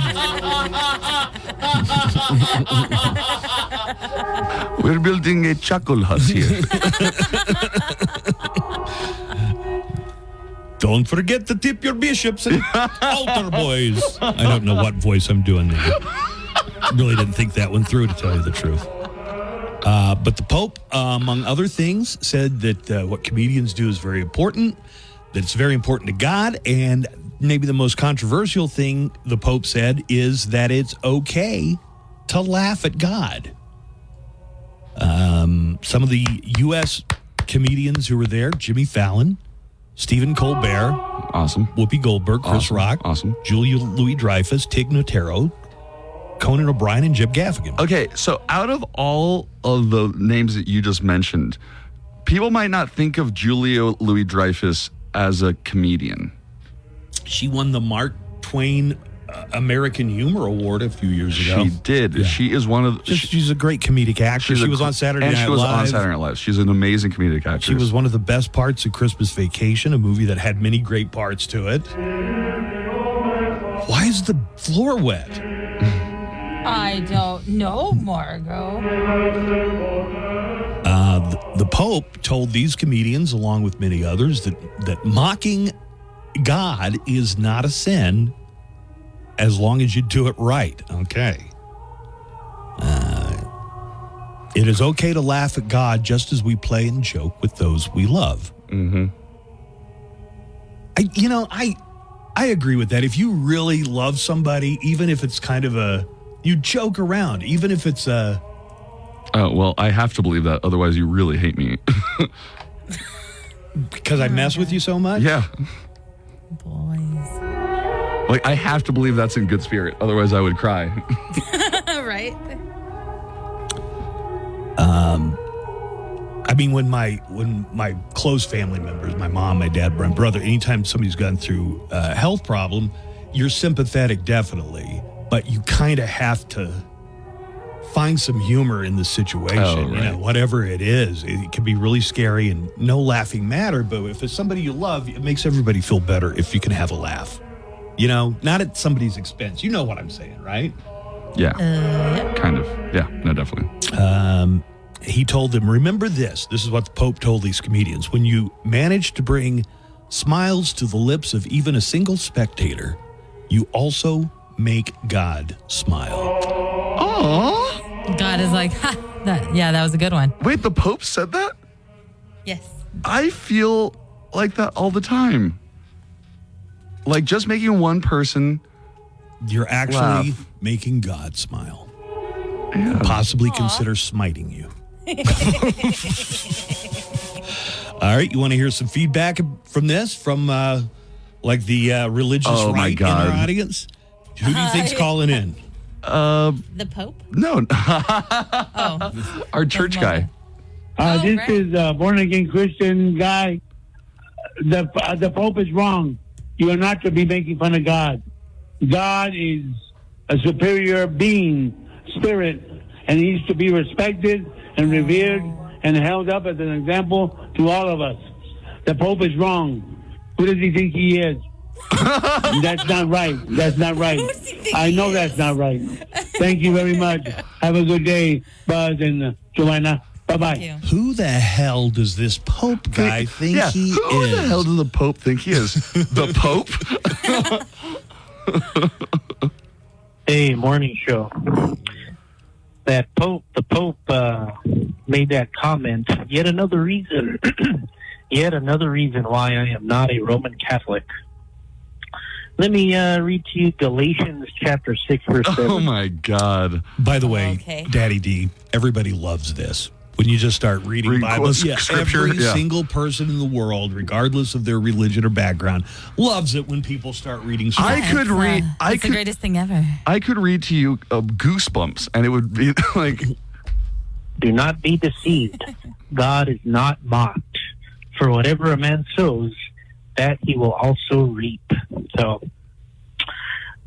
like I said, yet another reason why I am not a Roman Catholic. I don't care how silly his hat is or how fancy his dress or that wizard staff he carries around. I don't take orders from the Pope. Yes. All right, morning show. You have a good day. Bye-bye. In light of what the Pope said, I can't even think of a single really good God joke.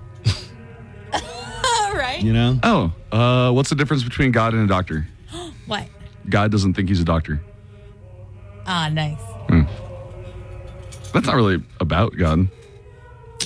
We're mocking God. We're doing great. So anyway, maybe the Pope will try some comedy. Some stand-up? You know, maybe he's got a hot five? Yeah. He might have a hot five. Yeah. You know, he'll probably have to start working some open mics. Yeah. Can't wait till that crowd work. Yeah. I'm going to be at the Turin Ha-Has. He takes that thing that throws out holy water. Yeah. And the Eucharist. Coming to TV, watches His Holiness tries his hand at comedy. It's the Pope Francis stand-up special. Greetings to you all. Hey, you ever noticed that when you ask the Lord for forgiveness for your many sins, you are forgiven for all you have done wrong? What's the deal with that? It's Pope Francis like you've never seen him before. So the Pope, a rabbi, and the cowboy walk into a bar. Just kidding, the Pope does not walk into a bar, for the Lord frowns upon consuming alcoholic beverages. It's the Pope Francis stand-up special. And if they don't like that, maybe they should have like a last Vatican comic standing. Yeah. Thank you. Hey, how about this weather? 87 and cloudy, just like the Pope. Come on, Francis can handle it. He's no saint, at least not yet. Anyone here on a date? Oh, duh. You took the vow of chastity, or as everyone else calls it, marriage. Whoa, look at this big fella up front. Holy cow. Don't take that personally. I could tell you spent a lot of time in church as fried chicken. Who knew communion wafers came with a dipping sauce? This guy thinks the Holy Trinity is the Father, the Son, and the Holy Roast. All right, thanks. You've been a great crowd. The Father, the Son, and the Holy Roast. That is hilarious.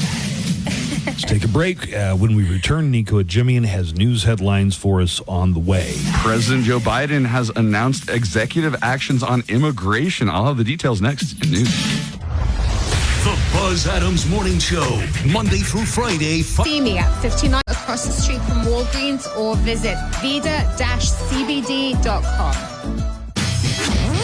Originating in El Paso for El Paso, the Buzz Adams Morning Show, 95.5 KLAQ.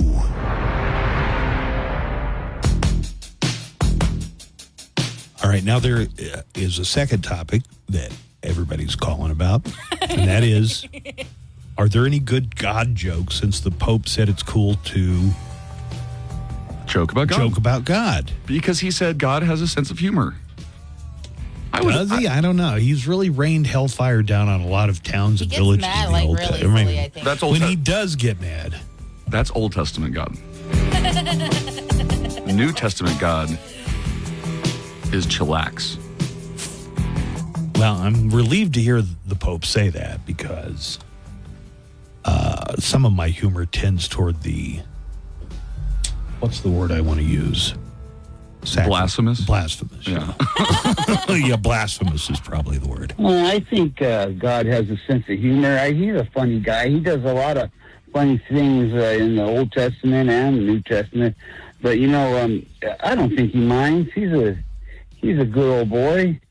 He's got a sense of humor. Look at the platypus. Yeah, that's a famous joke. How about the time he told the guy and his family, don't look back on the village that I'm destroying? And then the guy's wife did, and so God turned her into salt. You know why I think people have to get behind this idea? Because if you are saying, no, I don't think God has a sense of humor. Yeah, what if it's just like a dark, vengeful... Then that means he's not... Then insecure God. Then that means... What if we would be in the hands of a madman? That means we wouldn't have been made in his image, right? Because... And we're made in the image that we like to joke. We like to... especially with people we love. Right? I'm no theologian, but... I mean, if I hear a good God joke, I'm probably going to repeat it. Yo, good morning. So, Pope says it's cool to joke about God. Well, I got one for you. So, Jesus and Moses are sitting out in a boat one day on the lake. Moses says to Jesus, hey, do you think we still got it? Jesus says, I don't know. So he goes ahead and steps out onto the water, falls right through. Gets back up in the boat, looks at Moses, tells him, well, I guess I don't still got it. Moses says, yeah, well, that's before you have them holding your hands and feet. Thanks, so y'all have a good one. Do you get that one? So Jesus tries to walk on water. He falls through. And he falls through, and it's because he's got holes in his hands. Yeah. Okay. I might not tell that one. Not because it's blasphemous, just... It's not great. That needs... Well, I think... Like clay in the hands of a master sculptor, somebody could make that joke work. Hey, morning show. How you guys doing? So, the Pope thinks it's okay to make jokes. Fantastic. I got one for you guys. What do you call a sleepwalking nun? A Roman Catholic. All right, guys. Have a good day. Okay, you stepped on his punchline. I mean, he stepped on it himself. You stepped on his punchline. What do you call a sleepwalking nun? A Roman Catholic. All right, guys. Do you have get a that, good day. Joanna? I was on the phone with someone who was telling me another God joke, but what Oh, that's hilarious. Okay, all right. And the guy's online Tell one. me if you get this one. What do you call a sleepwalking nun? A Roman Catholic. All right, guys. Have a good day. Roman. She gets it. Yeah, she did get it. Yeah. A Roman Catholic.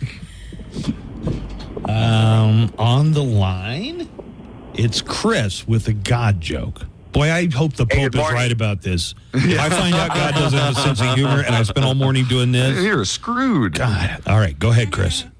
Hey, so I'm not sure if you guys heard this joke on TikTok or not. I heard it, and it's great. Okay. It's about Moses, Jesus, and an old man golfing. Yeah. You guys heard that one? I haven't. Yeah, it seems like I have, but I don't recall it. Go ahead, tell us.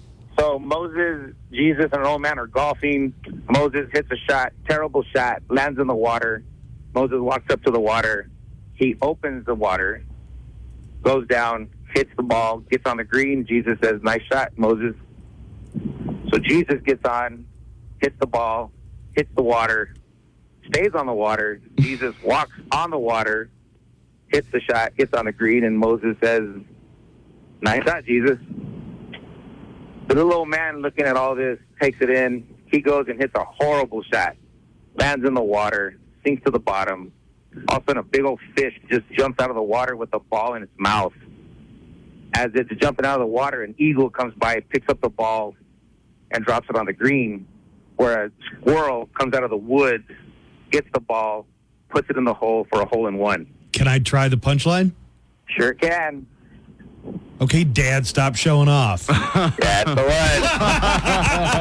That's the one.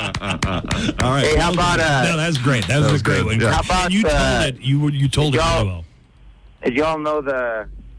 Did you hear about the Pope who believed? What was it? What did the dyslexic Pope believe in? Dog. Dog. That's it. Yeah. Okay. All right. Thanks, Chris. Appreciate it. Oh, we should do like this is like Joke Master. This is like a round of Joke Master almost. Let me take one more. On and God. then in honor of the Pope saying it's okay to make jokes about God, after we finish the news, we'll take God jokes. Yeah. For as long as, let me take one more, okay? Okay.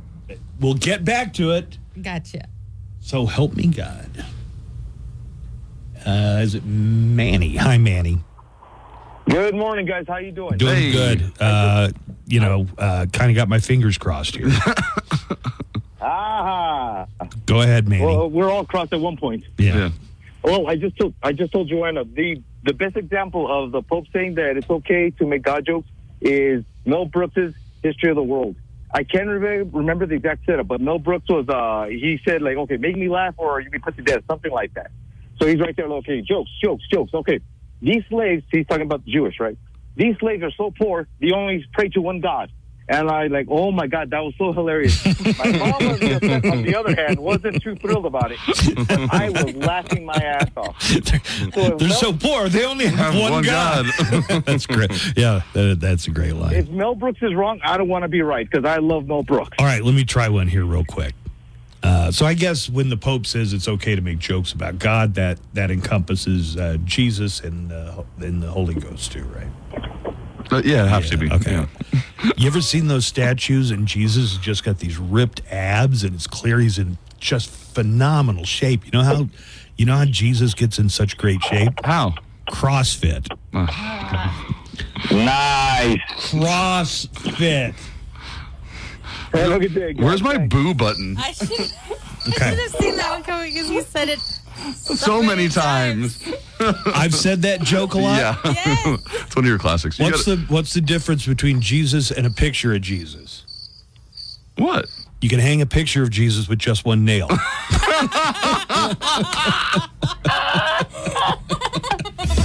Okay. Yeah? We're going to get some calls about that. I'm trying to establish what the line is here. It's a project I'm working on with the Pope, okay?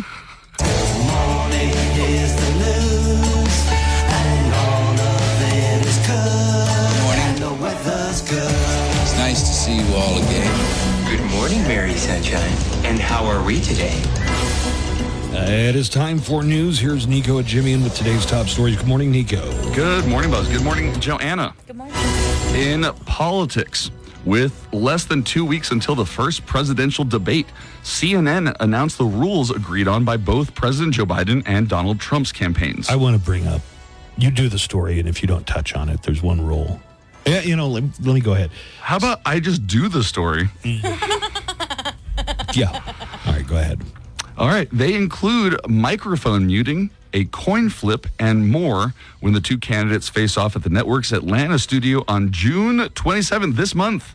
Yes, Buzz raised your hand. Yes. If they mute the microphone, that's just going to mean that at least one of the candidates is just going to yell. This is what's going to happen. They're going to fake news! Fake Wait, now all of our microphones, the only way they listen is with one of our microphones is on. I left yours on. No, but I turned mine off. Oh, no. That's no good. It's fake news! Okay. The debate, which is being moderated by CNN anchors Jake Tapper, and Dana Bash, will run for approximately 90 minutes with 2 commercial breaks. Tapper and Bash, huh? Tapper and Bash. Those are the 2 main methods of breaking open a piñata. Or I was going to say finishing a date.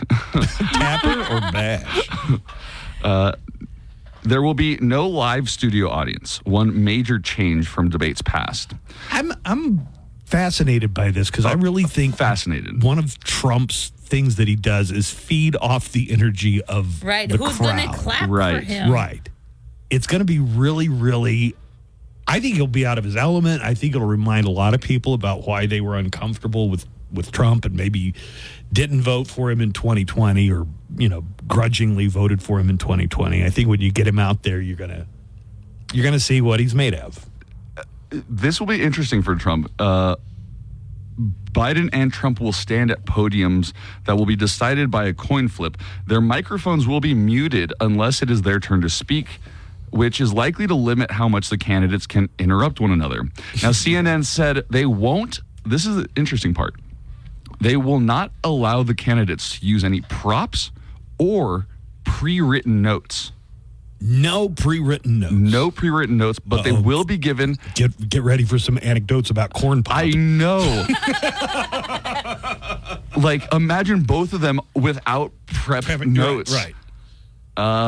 They will be given a paper, a pen, and a water. That's how specific they are about this. So they could write their own notes down? Yeah. Just like... They're both just, one is writing corn pop, the other one's drawing penises. Joe, just remember all the information from the green room to the podium. And then you could write it down. I used to be a lifeguard in the summer. Little kids would come up and touch my leg hair. Because I was white. But for both of them, like Trump getting into windmills. He's been saying some crazy things about sharks and electric boats. Yeah. What? Yeah, he's been I don't like electric vehicles. What if there was a shark? You'd either have to get out of the electric vehicle. It's just... Why is the shark in an electric vehicle? As Hannibal Lecter once... Yeah, right. The great late Hannibal Lecter. The late great Hannibal Lecter. All right, we're going to stay in politics, but this is going to be on the other side of the world. Israeli Prime Minister Benjamin Netanyahu says he will no longer convene a war cabinet after Benny Gantz, a key member of the small group, quit. The move is widely seen as an effort to sideline far-right ministers who have threatened to bring down the government if they are not part of the new war cabinet. Instead, Netanyahu will consult his closest advisors on the most sensitive issues related to the Gaza war, giving him more power over the decisions and messaging. Great. You don't mind the editorializing, do you? No. And after a series of escalating safety and quality control issues at Boeing, the CEO of the airline is set to answer questions before Congress today. Senator Richard Blumenthal says the testimony is intended to meaningfully address Boeing's failures. The company recently put forward a 90-day action plan aimed at improving some of the internal processes that led to safety incidents. Actually, there is another Boeing whistleblower, a former manager at Boeing. And how old was he when he passed away? Luckily, he made it to the testimony. He did. In I guess they would have thought it Congress. was suspicious if two of them. Yeah, right. No, three. This would have been the third one. The third whistleblower from Boeing that would have died if he does die. I don't know why we even I think the said FAA that. really needs to look in the mirror too, because they kind of granted Boeing the right to do their own inspections and their own record keeping. Absolutely. You know, so if you're the agency that ensures safety, is this a Boeing problem or is this an FAA problem? I think it's also a problem of the United States creating these companies that are too big to fail, in quotes. Okay. Too big to fail. Too big to fail. Right, like Goldman. Like, why are we making companies such monoliths that if they go down, it's a really big deal because that's the only company that we, have doing all this stuff. Well, in a good news of an update, yesterday at a press conference in Rochester Hills, Michigan, Sheriff Mike Bouchard of Oakland County said that 2 people are still in critical condition after the shooting at a splash pad. The 8-year-old boy in critical condition is making amazing progress in his recovery. And that's good news. His 39-year-old mother is the other person in critical condition, while his 4-year-old brother was shot in the thigh. He's in stable condition. Michael William Nash, the suspect in the shooting, allegedly fired 36 shots before fleeing the scene. While a motive still hasn't been officially established in the shooting that killed 2 and injured 14, Sheriff Bouchard said yesterday that Nash, who reportedly took his own life, had been musing about different things, saying, "Shut your phone off. We're being watched. They are listening to us." All that's true, but I mean, why did he go out and shoot a bunch of people? Mental health, right? Oh, yeah. I mean, I think that's what the sound clip you're about to play, I think he's talking about, how we need to have a national conversation about mental health. Yeah, absolutely. So, Michael William Nash was then walking around the house with weapons, talking about how the government was tracking him. Bouchard said that it appears to him that he's had a mental health thing, and then stressed that there's not enough attention being given to providing those struggling. It appears he had been musing about different things, saying, "Shut your phone off. We're being watched. They are listening to us," walking around the house with weapons. It is an everyday thing in our communities across this country. There needs to be more focus on mental health for the community, more mental health resources. It's not there. If you or a loved one is feeling distressed, please remember help is available through the National Suicide Prevention Lifeline at 988. That's all you need, those 3 numbers. It's open 24 hours a day, 7 days a week. And in an update about fire, the bad news is that the Post Fire, a wildfire that's now consumed over 15,000 acres north of Los Angeles, that's still burning. Dude, they were showing it. It looks like something out of a big budget disaster movie. I know. It's just like this huge wall of smoke and flames. Good news, firefighters have made some progress. Our ops chief is saying that they're getting some spots up to a mile. So that spot, like kind of at a campfire, you have a campfire, imagine a gust of 50-mile-an-hour winds picks up those little ambers. That was LA County Fire Department Section Chief Kenichi Haskett, who's talking about how the high winds blowing over the ridges were likely the cause. Well, even with the improvement, the fire was only 20% contained as of last night. While fire officials hope to hold the fire at close to its current size, like you just heard from Kenichi Haskett, it's possible it's going to get a lot bigger. Officials say there are 2 things helping the fire spread. Hot weather has dried out the area, and wind gusts as high as 50 miles over the tops of those ridges, carrying little embers. Now, there's another fire burning the area, but the Hesperia fire was about 30% contained yesterday after not growing overnight. It's currently 2 square miles in size. We got a local update. They're not connected to these fires. I was in LA. just about to bring that up next. Morning, Buzz. Morning, Nico. Morning, Joanna. Hey, I got a news story for you guys. Ruidoso, New Mexico, commonly pronounced Ruidosa. It's on fire. They evacuated it. Anyways, have a great day, guys. Bye-bye. Love you. Yeah, checking that out yesterday. They were telling people to get out of Ruidoso. So as of 8 o'clock this morning, the South Fork Fire and Salt Fire have grown significantly overnight and together are estimated to be close to 20,000 acres. The South Fork Fire is 13,000. Both are 0% contained. Both fires are around the Mescalero Apache Reservation and near Ruidoso, New Mexico. I thought the South Fork Fire was in California. No, that was the Salt. That's the Salt Fire. Yeah. Okay. Around 7 last night, immediate evacuation orders were issued for the entire village of Ruidoso, and an immediate mandatory go evacuation is still in effect. I think that's really going to affect my show on Thursday. I think maybe you want to call up there and see if everybody's okay, or if you were going to. Where were you going to be Thursday? I was going to be. I really hope. What are the chances that this still goes down? Probably not. Like my show. I don't know. Hopefully the damage. Should I still promote tickets? It was going to be Downshift Brewing Company at their Riverside venue. We're going to be opening for Valente Ernie from the George Lopez show. Was going to be in Ruidoso, and I was going to be this Thursday. So. Now, is Friday going to be a day that you're not feeling well and probably won't come in? I don't know yet. Okay. I haven't decided. Okay, great. Well, thank you for that nice segue, Buzz. Well, the National Hurricane Center officially designated a disturbance in the Gulf of Mexico as a potential tropical cyclone, the first one. The disturbance was around 360 miles southeast of La Pesca, Mexico, as of 2 a.m. And if it strengthens to a tropical storm, it'll claim the name Alberto as the first named storm of the season. We've got our own tropical storm, Alberto. Yeah, sometimes he busts out of KROD half asleep. Like a whirlwind. The tropical storm watch has been issued from Port O'Connor, Texas, to the mouth of the Rio Grande and extending south into the Mexican coastline. The system is expected to bring heavy rain to coastal Texas and southwest Louisiana starting later today. All right.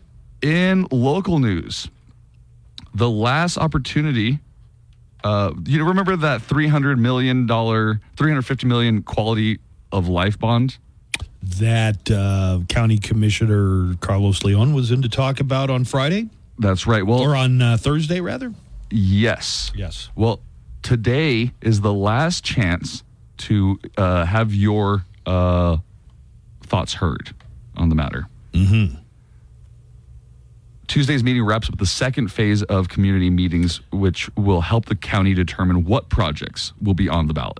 Yeah, we learned a lot from Carlos Leon. So they're doing them in all the different districts, and your county commissioner or county judge will be present. And if this is the final one, do you know where it's going to be? Come on, K-Fox. Put at least where it's going to be in the story.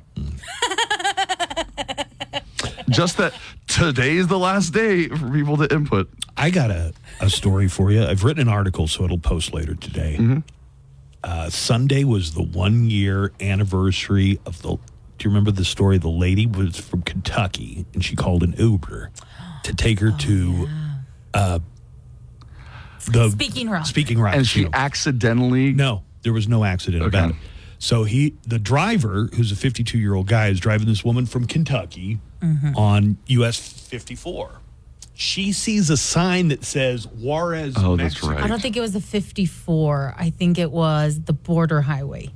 She sees a sign. Now I just researched the story. It was definitely 54. Okay. She sees the sign that says exit Juarez, Mexico, becomes convinced that she is being kidnapped by her Uber driver and taken to Mexico, takes a gun out of her purse and shoots the man, and he dies like 5 days later in the hospital. That was 1 year ago. Yesterday was her final plea hearing. I don't know if they reached a plea. Right. You're right, yeah. About 54? No, yesterday was her final Yeah. plea. So that was the final plea hearing. If they didn't reach some kind of plea deal, it's going to trial. August 30th is when jury trial is supposed to start. So her lawyer, he gave a statement where it's like, well, there's a lot more to the story. He kind of implied, without any real accusation against the Uber driver. Uber doesn't do background checks, implying that this guy, he had no criminal record. Right. It's a distraction. Also, the doors and windows were locked. He was implying that maybe this woman was actually being kidnapped. She had reason.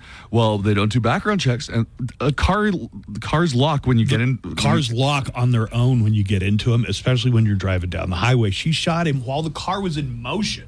Mm-hmm. So she could get a sentence from 99 years to life. 99 years is life, right? Do they do like drug and alcohol tests on things like that? Even when she wasn't the driver, but like was she under the influence? Because she was going to Speaking Rock. Maybe she enjoys a drink or. I would something. assume anytime there's a loss of life, they probably check both parties, to find out if there was any. But anyway, I thought the way that her lawyer was trying to insinuate that this guy, it was it's the kind of thing that made people not like lawyers. So anyway, that's an interesting story, and I'm very interested in that. We live in a real heightened time where people from all over the United States think that we're a war zone, and that if you're in El Paso and you see a sign for Mexico, that must mean somebody's going to kidnap you.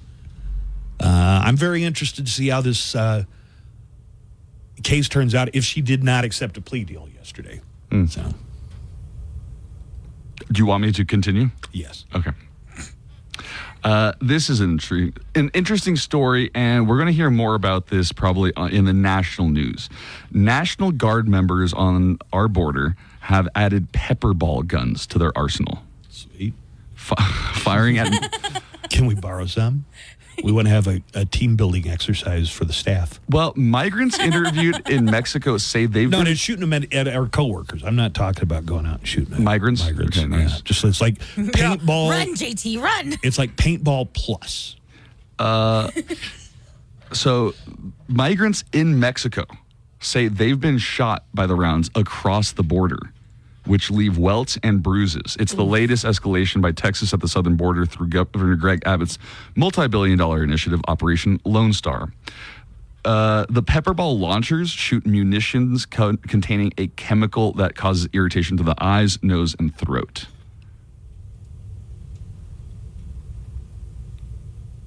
Were you looking an entirely other story up? Well, I was looking not up. Even paying okay, I'm listening to pepper balls. Because when you do the news for Buzz, you can't. He's like, let me get to my story. You have to be. It's a careful balance between continuing the story and waiting for the. Already, Buzz already brought this up.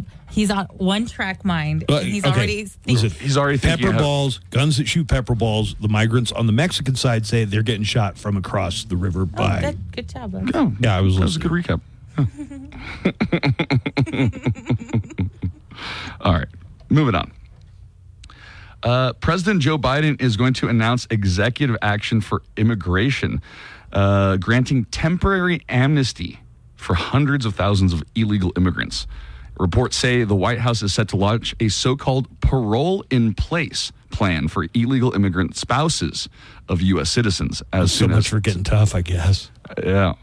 The plan protects them from deportation, grants them a work permit, and also could provide a pathway to citizenship. So this is interesting. It is a plan for the illegal immigrant spouses of U.S. citizens. Only for the spouses of U.S. citizens. That's what it's called. That's what it sounds like. Yes, which that would make sense if you're a U.S. citizen and your spouse is illegal, and you guys can't figure out a way to. Or depending on how long they've been here. Just wait till the president makes it legal? Well, yeah, some type of... It's like the Dreamer Act. I mean, what? The Dreamers are... What are the Dreamers supposed to do? Wait till somebody makes it legal for them to stay here. Okay. Right? No. How many spouses of American citizens are illegally in the country? Did they give a number on that? Hundreds of thousands. Hundreds of thousands? Yeah. Okay. Hundreds of thousands? Yeah, hundreds of thousands. Did you ever think, because this is the way I thought it was, if you marry an American, you're an American. I thought that's how it worked. I thought that's how it worked for the longest time.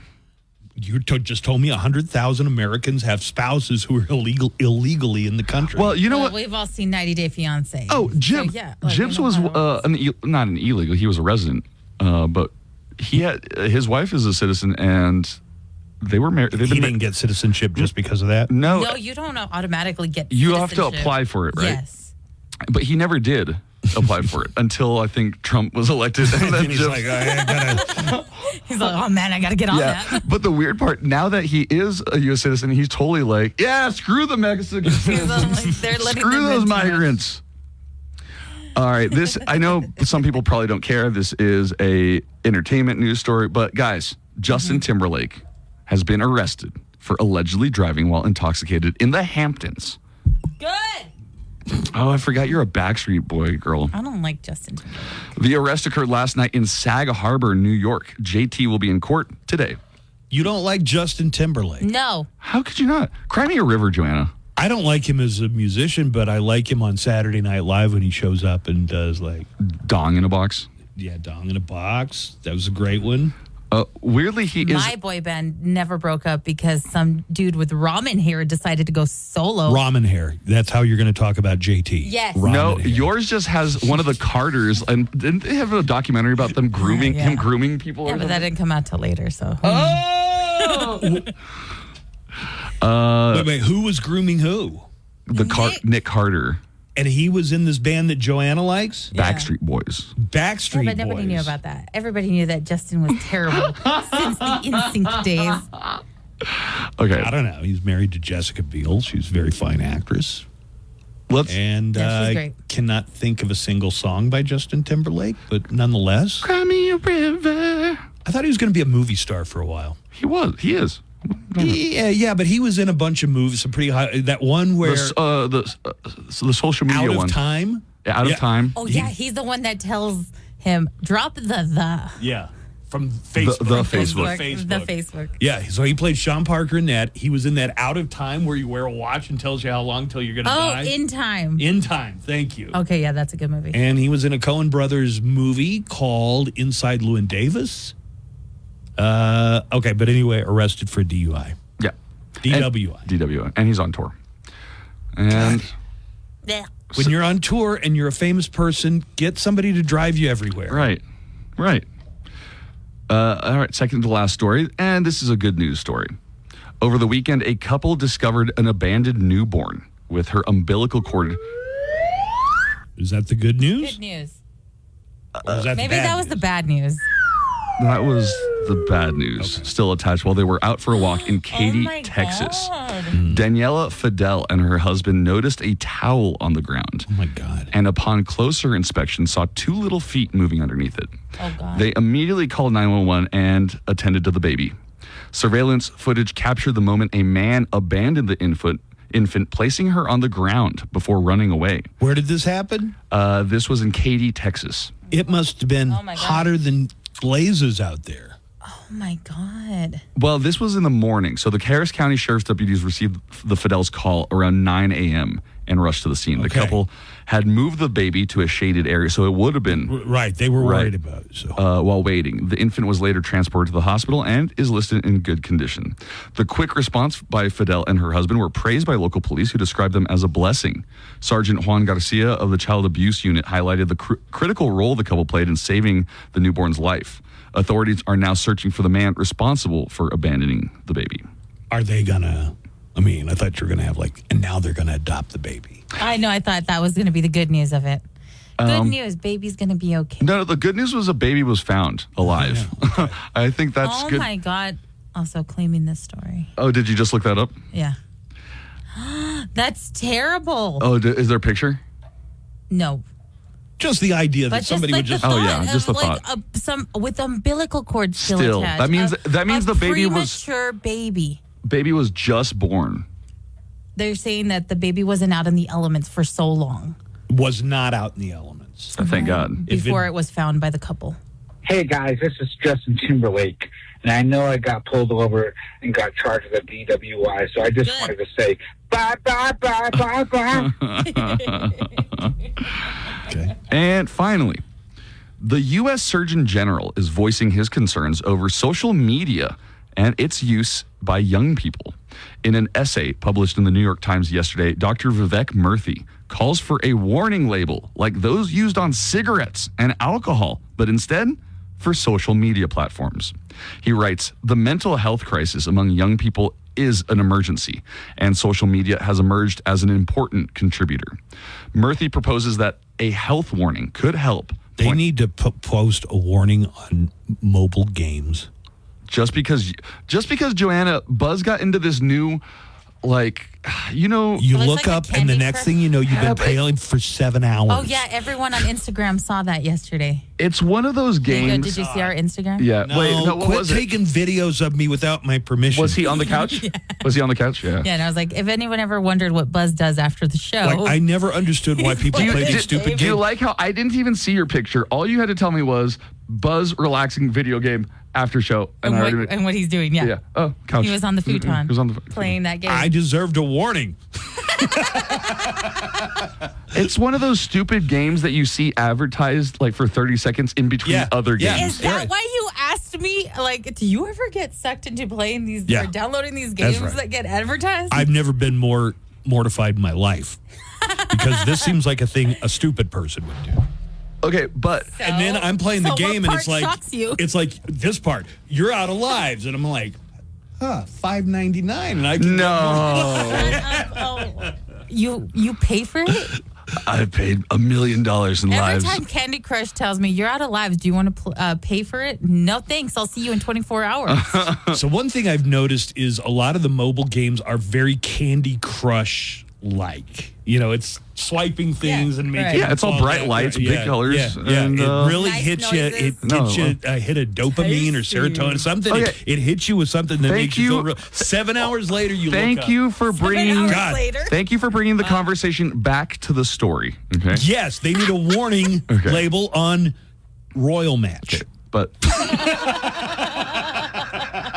I think this is actually a really good idea, one. And because parents will then actually start to think of social media as something that is harmful, because it is so detrimental right now. I'm thinking about it right now. You're not even listening. You can't even wait to start playing again. Anytime I look at your face, and all I'm imagining is lining up your eyes and your nose and your mouth, so I get a special power up. All right. Vivek Murthy proposes that a health warning could help, pointing out the success of Surgeon General warning labels on cigarettes that Congress required starting in the 60s. Yeah, and you remember it is time to require a Surgeon General's warning label on social media platforms, stating that social media is associated with significant mental health harms for adolescents. So I want to play a comedy from Dennis Leary from 30 years ago, probably. And he's talking about when the idea of warning labels, they wanted to make them big. They wanted the warning label to be all over every single pack of cigarettes. And did it work? I don't know. Every generation, I see kids smoking outside the mall. Oh, it absolutely worked. Yeah. If you look at the statistics of the number of people smoking? Yeah, way down. Well, I know it's not like a movie from the 40s where every single person is just puffing away. Especially among adolescents. Almost done. Not done with the story yet. Okay. I see your button. Your finger on that sounder button. Yeah. And then we got a bunch of blasphemous jokes to get to. Yes. The Surgeon General also asked for congressional action to remind parents and adolescents that social media has not been proven safe. While Murthy notes that a warning label would not on its own make social media safe for young people, he points out that the priority should be for policymakers, platforms, and the public to make them safer for kids. Legislation from Congress should shield young people from online harassment, abuse, and exploitation, and from exposure to extreme violence and sexual content that too often appears in algorithm-driven feeds. At this point, the addiction level, I think, is so great that it would be like putting warning labels on heroin. Yeah, absolutely. People are really addicted to their social media. Well, eventually they took heroin off the market and stopped them from doing it. The measures should prevent platforms from collecting sensitive data from children and should restrict the use of features like push notifications, autoplay, and infinite scroll, which prey on developing brains and contribute to excessive use. That infinite scroll has gotten me in the past week 2 hours later watching dumb videos. You could use the warning on your social media. It's not helping on the cigarettes. Make it so that whenever you get like coins, they're not golden and they make the sound of coins, because that just makes you want to play it more. I'm back to the Candy Crush. Sounds about it. Yeah. And this is what he wants to do. He wants to make the warnings on the packs bigger. Yeah. He wants the whole front of the pack to be the warning. Like, the problem is we just haven't noticed yet, right? Like, he's going to get his way, and all of a sudden smokers around the world are going to be going, yeah, Bill, I've got some cigarettes. Holy these things are bad for you. I thought they were good for you. I thought they had vitamin C in them and stuff. You dolt. Doesn't matter how big the warnings are. You could have cigarettes that were called warnings. You could have cigarettes that come in a black pack with a skull and a crossbone on the front called tumors. And smokers will be lined up around the block going, I can't wait to get my hands on these things. I bet you get a tumor as soon as you light up. Hey, it's Double G. Coming up after the Buzz Adams Morning Show. .com/joy. .com/joy for your free online visit. HIMS.com/JOY. The Buzz Adams Morning Show, Monday through Friday, 5 to 10. KLAQ and KLAQ HD1, El Paso, a Town Square media station.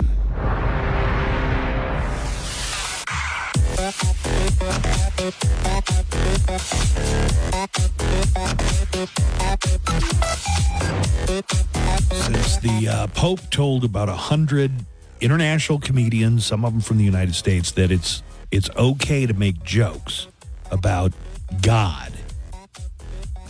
That kind of opened the floodgate, and we've got a lot of people calling in.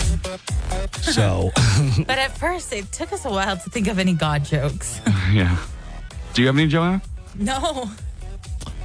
We have a live call. You know, my commitment is anytime we get a call on our studio line, I get to that one first. Studio line number is 915-910-4995. That's 910-4995. Oh, and they just hung up. Oh, no.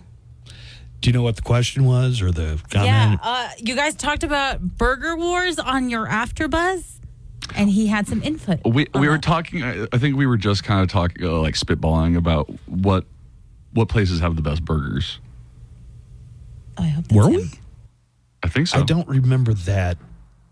We were saying Burger King's too salty. Burger King's too salty. I don't remember. Oh, no, because we were talking about In-N-Out versus Whataburger. That's what we were talking about. I've never had an In-N-Out, and Whataburger is not as... We agreed that since they sold to a company and moved their headquarters to Chicago, it seems like Whataburger is not quite as good as it used to be. Yeah, it's a little different. Is this Stefan? Or Yes. Is it, okay. He's back. Okay, very good. Hi, Stefan. Hey. You're saying it. I was wanting to say, are we in agreement that Whataburger quality has dropped at least in the last 2 years, if not in the last year? Yeah. I can't really put my finger on it, but it hasn't gone completely to hell. It's okay. And maybe this is just like a perception because, they're a Texas company and they moved their operations out of Texas. I think maybe it's not as, I found myself eating a Whataburger with cheese the other day and thinking, it's okay. Yeah, it was okay. Yeah, it's just okay. I think that's the thing. It wasn't just okay. I mean, I loved Whataburger. Yeah. I was eating it quite a bit for the past 4 years. The green chili double is my favorite. But this past year, it's been hard to order something and actually enjoy it. I think you hit it when you said bland. But I think their burger has gone bland. Their beef patties, at least. I've been trying their chicken stuff and their other stuff. I wouldn't be surprised with this. With this change in management and ownership, I wouldn't be surprised if they didn't change some of their distributors. Yeah. And maybe they're getting a different kind of beef. I've seen restaurants do it before where you just go in and it's like, oh, you're using cheaper stuff. And I just kind of wonder if that's what's going on with Whataburger. Definitely. I would definitely feel like that's what's going on. You said you were trying the chicken stuff too, because I have noticed kind of that weird difference in taste for the burgers, but I have not had any chicken sandwiches lately or in the past year. So what would you say about that? They're fine. Whataburger was always known for their beef. Their chicken sandwich is kind of fine. And I would have like their honey buttered chicken biscuit. Mm-hmm. But even getting that, I still feel like something's off. Yeah, I definitely feel like that. I was also want to respond on Burger King that Buzz mentioned, because I never had Burger King breakfast, and I went and had breakfast Saturday. And oh my God, it was the saltiest thing. Really? What did you get? Now, when I get, it was a sausage. I got a twofer. It was a croissant. The croissant and one? Biscuit.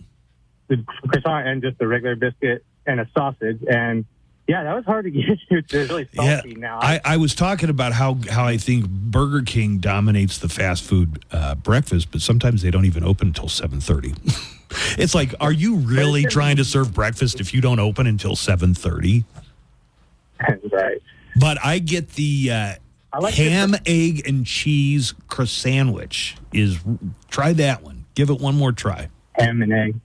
No, bacon, egg, and cheese. To have ham. You said ham first. Ham. Yes, that is correct. Ham, egg, and cheese croissant. Give that one a try. All right. Yeah, you said their main burgers tasted salty, and I'm like, huh? No, I love their main burger. That Burger King's like the top of my list as far as guilty pleasures. Interesting. I don't think they're salty. Now, McDonald's burgers, I find those salty. I can't eat McDonald's. I hate it. Interesting. Okay. Yeah. So my opinions on your discussions with the Burger Wars is right there, but I'm glad you guys are saying about the Whataburger thing. I've been crying that for like a year. Not What just you, is going Stefan. on with this? Maybe it's not too late for I them appreciate it. Okay, thanks, Stefan. Maybe it's not too late for them to reverse course and, go back to whatever it was different about Whataburger that everybody loved so much. Do you want to hear some of the jokes that we've been getting? This one is in Spanish. I need Joanna. I need her help with this one. Well, she is on the phone. Yeah. Screening calls, right? Yes.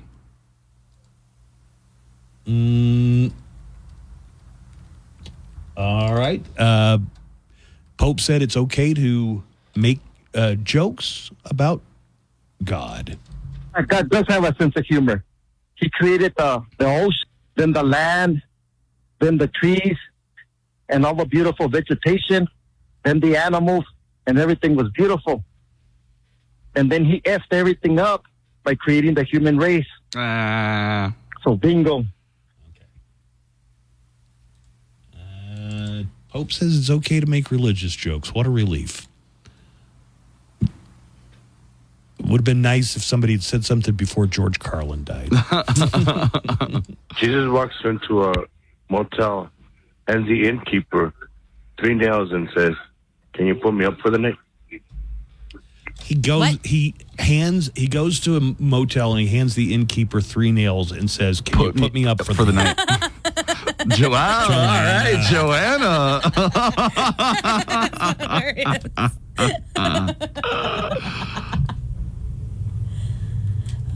Here's one about a zebra. God, this one. That one looks long. That one does look long. Maybe I'll save that one. Do we have a live? No live calls? No, but that was Tony who said that the reason that Whataburger's burgers don't taste the same is because they don't make them fresh. They pre-cook them. Did they used to make them fresh? They did. And that's They why. did, That's yeah. why the line takes the line. The drive-through line takes like, the same. What the hell am I in line for? Right. It still takes as long as it always did. Good morning, Mo Show. Hey, you guys are talking about that zipper lane, and you zipped in. Oh, this is back to the zipper lane. I was going to take the one that was in Spanish. There's one in Spanish? Yeah. So yeah, this one has it like the whole setup is in English and then the punchline is in Spanish, and I couldn't follow. Hey, I hope the Pope is right about this blasphemy thing, but there's you see Jesus Christ running across the desert, and there's the 2 Roman soldiers behind him, and one says to the other, "You see, I told you were missing a couple of screws." And the other one's in Spanish. It says, "¿Por qué Jesucristo no dejó a su novia? Porque está bien clavado." All right, guys, later. Did you? Porque Jesucristo, what? And the other one's in Spanish. Oh, okay. It says, ¿por qué Jesucristo no dejó a su novia? Porque está bien clavado. All right, guys. later. Okay. What's that mean? Why? It doesn't translate well into why doesn't Jesus leave his girlfriend? Because he's nailed to her. Because he nailed her. No. Or he's nailed to her. Okay. Yeah. See, it doesn't translate well in English. Hey, I got a challenge for you guys. Since you guys want to be doing blasphemy jokes and God jokes and everything. Oh, this is Cucker. Oh my God, Cucker. Cucker's I going to haven't heard have from him something. in a while. Whatever it is, get ready. Okay. Why don't you be really brave and come on the air and give us some of your best Muhammad jokes? Come on, you guys. Give us your best Muhammad jokes. And go. Okay, Yeah, so the story was not that some imam or said it's okay to make or fun of cl- Muhammad, right? as Pope and God. So that's the story. That's the reason that this is brought up. So it's an interesting thing. I did a search. You know, yeah, I think that's fair if you're going to make jokes about a religion. And I know that this is a very controversial thing. I did a Google search, jokes about Muhammad. I couldn't find any, like on a Google search. There's no site of like, here are the 10 best jokes about Islam or Muhammad. I hate to say that I just found one. has a point. I just found one. Upjoke.com has the 68 top Muhammad jokes. So I went to a couple of those that you're checking out because I've already done this. And a lot of them are like about Muhammad being the joke is he's a pedophile. What did Jesus say to Muhammad? I don't know. I died for you. What did Muhammad say in return? I don't know. How many did you take with you? Okay. Okay. Yeah. Why is tell me a good one? Why is Muhammad? Tucker doesn't appreciate the God jokes? Yeah, I don't think he does. But the Pope said it was okay, so. I got some funny. No, everything has religious to be jokes. Everything has to score political points with Cucker. He never calls this show that he's not made. Look, if I knew a let's see, jokes. If I knew any Muslim jokes, you got any more? Or the Muslim ones? No, I have some. Muhammad. I have some Christian ones. Yeah, right. Is there a conspiracy that any jokes about Muhammad have been scrubbed from the internet? Why is Muhammad not allowed on Reddit? His inbox would probably blow up. These are all pretty. Yeah, lame. these are lame. Yeah. Meh. Do you want to hear my Christian joke? Here's a great one, and it's about Baptist, and it's one I've heard all my life. This is a great one. Hey, Buzz. Jews don't recognize Jesus. Protestants don't recognize the Pope, and Baptists don't recognize each other in the liquor store. Because they have to pretend not to know each other. And that's I see. Because Baptists are known for not drinking, so you... One of the oldest. This joke goes back to the that's weird. 1600s, okay? The 1600s. And it's there weren't even Baptists. Yeah, around no, yeah, there were Protestants, but it's why don't Baptists dance? Why? It might lead to sex. No, wait. God, I messed it up. That's the truth. God damn it. Excuse me, God. Stop it. Okay, all right. Why don't Baptists have sex standing up? Oh. Why? Why? It might lead to dancing. Yeah.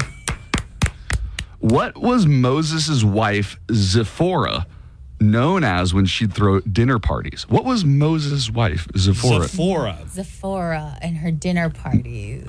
What? The hostess with the Moses. You know I love a good pun.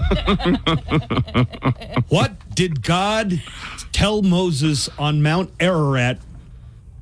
I think it's Ararat. When he got the 10 Commandments. What? Take 2 tablets and call me in the morning. That one's good.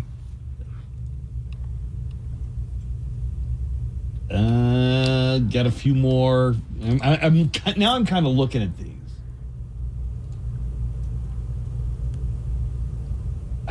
You get sidetracked because we get the voice messages and it comes with some kind of description of what's being said. Sometimes that works better than other times. All right. Well, let's take a break from talking about God. Let's take a break, I guess.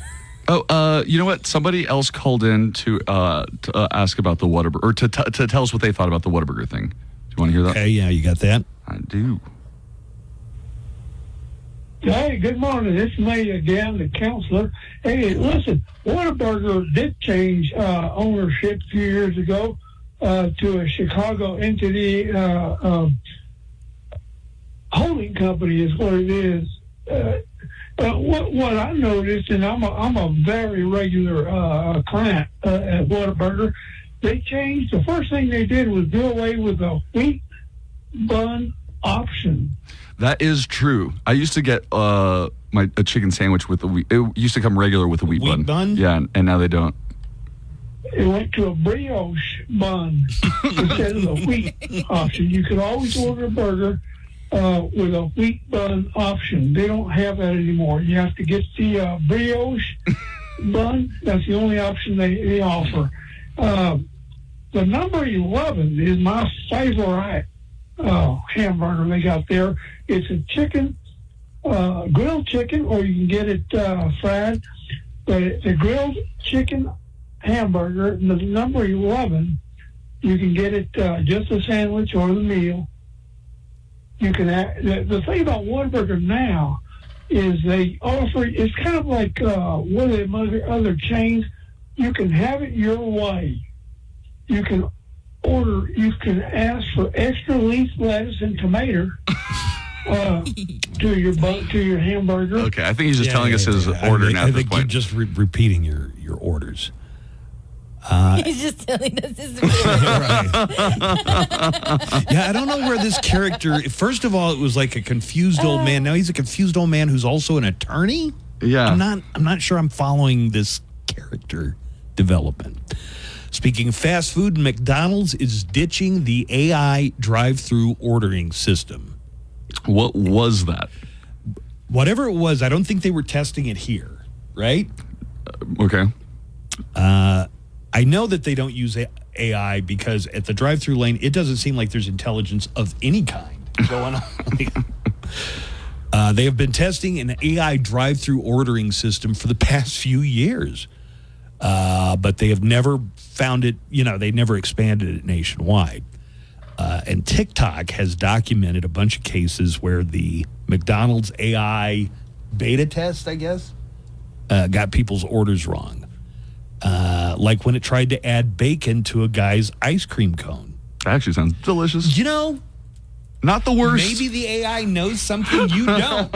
Yeah, trust the AI in that process.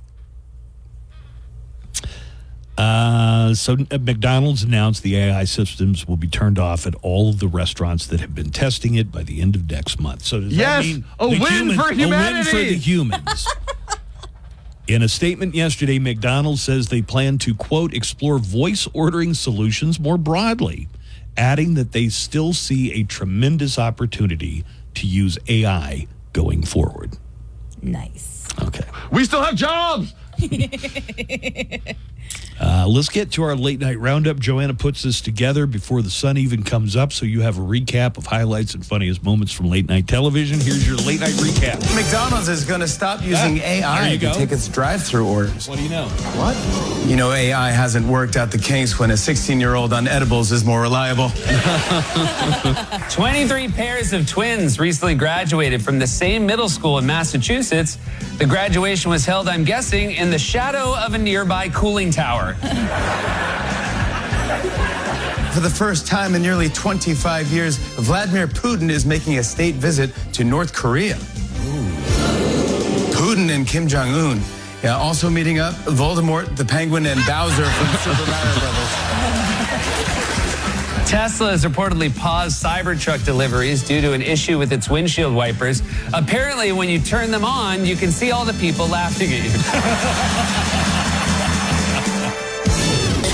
Artist interview, Zoom music discoveries, celebrating artists' birthdays, commemorating releases, champion of all things rock.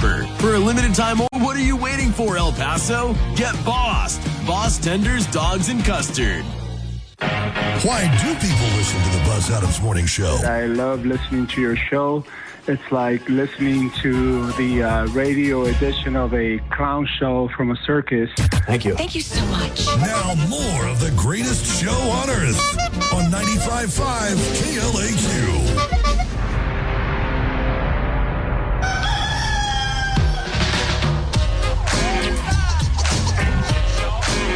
Good morning, everybody. It's going to be hot again, and then we're maybe even going to get some rain this week. So I know a lot of people could really use some rain. Let's get a look at the El Paso forecast, brought to you by Wet n Wild. You can get your season passes, and that gets you in every day at Wet n Wild, including special occasions.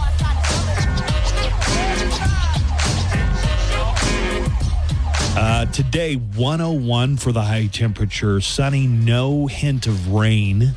Then tomorrow, it's still going to be triple digits, but we're going to see at least a chance of rain moving into the forecast Wednesday, late in the afternoon, early evening. Let's put it at about a 20-30% chance of rain. And then starting Thursday, we're going to see a change in the weather. It's going to be quite a bit cooler. 87 is going to be the high on Thursday. The winds are going to be very high, too, 30-mile-an-hour winds. And looking at about a 20-30% chance of rain on Thursday. Then we've got a good block of rain Friday. The highs are going to stay in the mid-80s for Friday. I don't know how many consecutive triple-digit days we had, but a bunch of them. And then it's going to stay under 100, but climbing back up by the weekend. A little chance of spotty rain here and there on Saturday and Sunday. So hot today, no relief. Tomorrow, we're going to see a little chance of rain, and then it's going to cool off quite a bit starting on Thursday. El Paso weather is brought to you by Wet n Wild. Get your Wet n Wild season passes, and it'll save you a lot of money, and it's good for every day, including special occasions like the Neon Paint Party on June 29th and their huge July 4th fireworks spectacular. Save on tickets, buy in advance now at wetwild.com. That's wetwild.com. We are going to have an AfterBuzz today, right? We are. Okay. We does the AfterBuzz. If you subscribe to the AfterBuzz, you'll get it directly wherever you get your podcast. It's not hard to find. We do the AfterBuzz, and then every day we have a recap of the show called the Buzz on Demand, and that also gets updated every day. Who's ready for some true crime? Let's do it. Woo! Don't kill people you don't know. Don't shoot you with guns. Don't rob gas stations and banks. Don't rob liquor stores elsewhere. It's against the law. It's against the law. It's against the law. It's against the law. Actual crime stories from around the world and across the nation. This is your True Crime Report. You know, you hear about something like the following story happening every couple of years or so, and every time you hear it, it's like, how do they keep making this mistake? Okay. Vermont police officers staged a surprise mock shooting at a school where a masked gunman burst into a classroom and pretended to open fire. Oh, my God. This was the police who did this. The students were terrified. The school is now apologizing to parents and offering counseling service for kids who were very upset. You hear every few years, you hear what some local department or somebody thought decided, it was a good idea. We're gonna we got to get through to these kids somehow. So we're gonna have a mock mass shooting in the middle of school. And I'm just wondering, the principal, the superintendent, who approved that from the school? Yeah, seriously. An 18-year-old woman was supposed to get picked up for a first date. It sounds like maybe it was from some dating site. It was the first time they were going to meet. She decided she did not want, she wanted to back out of her date, okay? How does this turn into a crime story? Uh-huh. Instead of just telling the guy she had changed her mind, didn't want to go on a date, she instead called 911 and claimed that this guy was her abusive ex. Shut up. The 18-year-old woman is named Sumaya Thomas. She was supposed to have a first date with a guy on Sunday, and they have been talking on a dating app. They've been chatting for about a week. At the last minute, Sumaya decided she didn't want to go on the date. So she called 911 and told police her abusive ex-boyfriend was outside and had threatened to hit and stab her. She also claimed that she was pregnant with his child. Oh my God. What? This seems like way more effort. Then just saying, hey, you know I what? don't I don't want do to it. go on a date anymore. Right. You're Ghost gonna him. Just Or ghost him. yeah. There you go. We're not often pro ghosting. Yeah. That is so unhinged. Well, super. The date was leaving the scene when police arrived, Oh, and they man. detained him on his way out. However, he showed them the messages on his phone, which proved the woman was lying. She eventually admitted she'd made it up after she, quote, got cold feet and didn't want to meet him anymore. Now she's facing charges unhinged. for placing a false 911 call and filing a false report. Good. I want to see what she looks like. Nico. You know what sucks is that now there's going to be like other women who are really in that situation. Right. And people this is why people don't take it seriously. Did you find her? Yeah. Did you not see Joanna? Oh, no. What? Oh, honey. Yeah. I mean, just ghost. Just ghost or be an adult and say, I hey, mean- I don't want to go on this date anymore. Looks like the date was the one who dodged a bullet on that one. I mean, kind of, honey. You were lucky to get a date. Right. A man in England described as a middle-aged rich guy. Is it your cousin? No. But a rich guy in England is suing Apple after his wife found a bunch of text messages that he had sent to hookers. Why do you have a cloud function? Oh my God, it's exactly that. What you assumed is exactly what happened. The man says that he turned to prostitutes in the last few years of marriage and would text them using the iPhone app iMessage. But he was always careful to delete the messages so his wife didn't see them. Oh, was he? Unfortunately for him, he had only deleted them from his phone, and the wife eventually found them on the iMac desktop computer they shared. Well, she wasn't having it. She filed for divorce less than a month later, and really, it sounds like took him to the cleaners. Now he is suing Apple to recover that money. He thinks Apple should have to cover what he lost in the divorce. Look, guys, you made a function that was super helpful to other people, but really screwed me over. It really screwed me. Nobody from your company came and explained to me about prostitutes and the cloud. So he wants Apple to pay for what he lost in the divorce as well as legal bills, totaling more than $6.3 million U.S. The man claims he and his wife were, quote, very happily married for over 20 years and called it a superb marriage. Well, Was it? You were talking to hookers. He says that He's all, it was fine. She didn't know about the hookers, so things were great. Right. he says if she found out he was cheating some other way, they might have been able to work through it. But seeing the text was too hard on her, and that's why she couldn't forgive him. By the way, there's a differentiation between cheating and frequenting prostitutes, right? You can frequent prostitutes without cheating. I mean, some people do that and they're not in a relationship. So to equate, just call it cheating. It is cheating. Either way, it's cheating. It's not a different level of cheating. It's a different level of cheating. There was intent, all right? You think it's a different level of cheating? They're both cheating. Both are causes for divorce, right?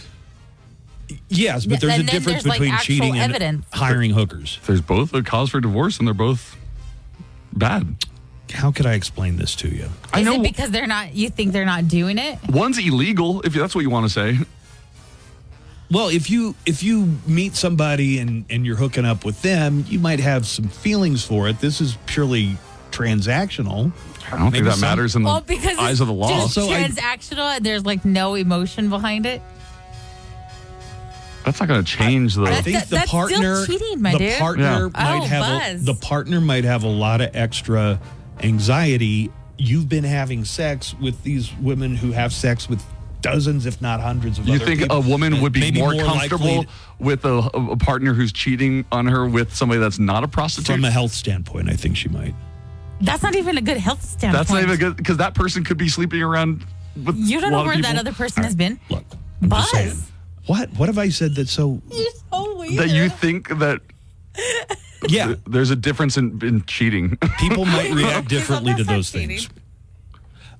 Oh, no. Cheating is cheating. But it's on a whole other level because you're cheating with multiple prostitutes. Yeah. I guess there's probably some women out there that say, oh, yeah, but it doesn't mean anything, so I'm not as upset as if... Yeah, there might be.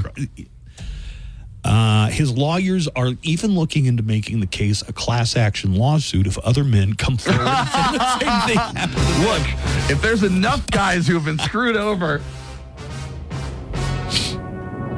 Police in South Carolina are looking for a Waffle House customer who attacked a server when the server took his cigar. Man Can you had a smoke knife. at a Waffle House? I'm not sure you can. Maybe in Cuba. I don't know. Is there any place you could walk into like a Golden Corral anywhere in the U.S. and people are just smoking away? Or have those days passed us by? I think so. Right? It's weird, right? When you think back and it's like, oh, you went in and there was like smoke everywhere. What's weirder is airplanes still have ashtrays. I haven't sometimes. seen an ashtray on an airplane in That concerns 25 me. years. I haven't seen one They're of those just in 20 shut. years. They're just like welded. No.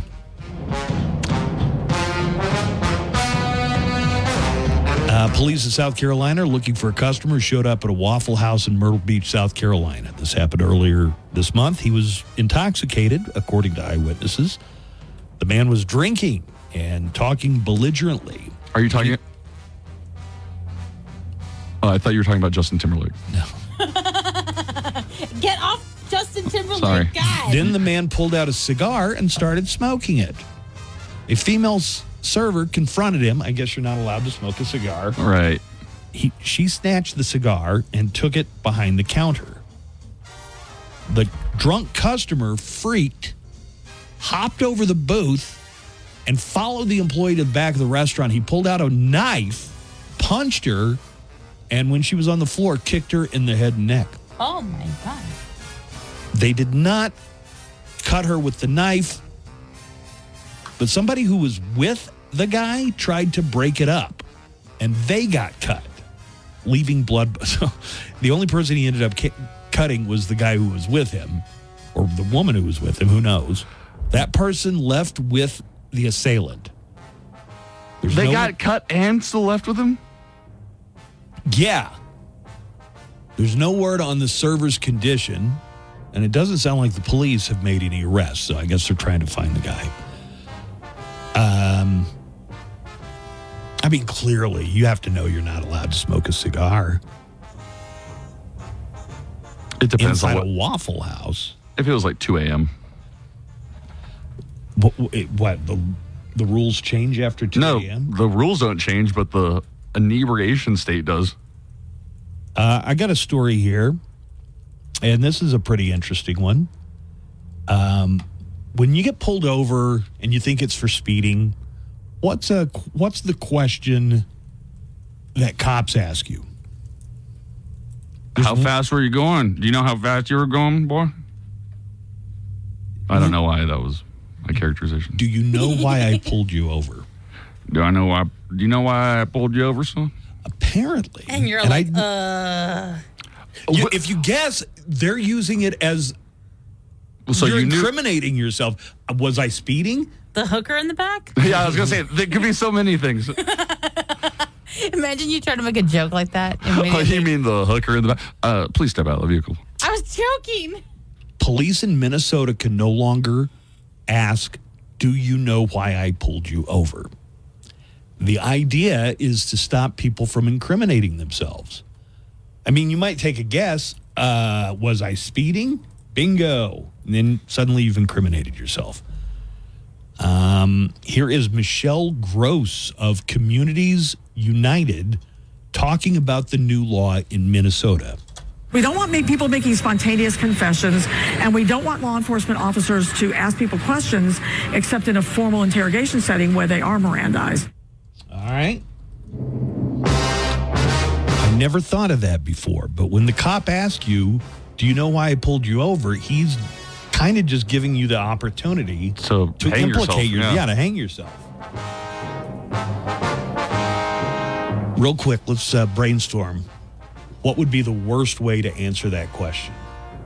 Do you know why I pulled you over? I think, Joanna's was pretty good. How about, can you repeat the question? I'm really drunk. It'll be pretty bad, too. Do you know why I pulled you over? Because I make more money than you? Would be a bad one. Because I'm Justin Timberlake? Get off Justin Timberlake. I will if you will. Ugh. Do you know why I pulled you over? Why? Because you couldn't find some minority to plant drugs on? You play the cop. I'm giving examples of things not to say, so go ahead. Do you know why I pulled you over, sir? You're jealous I finished high school? That one got Steve.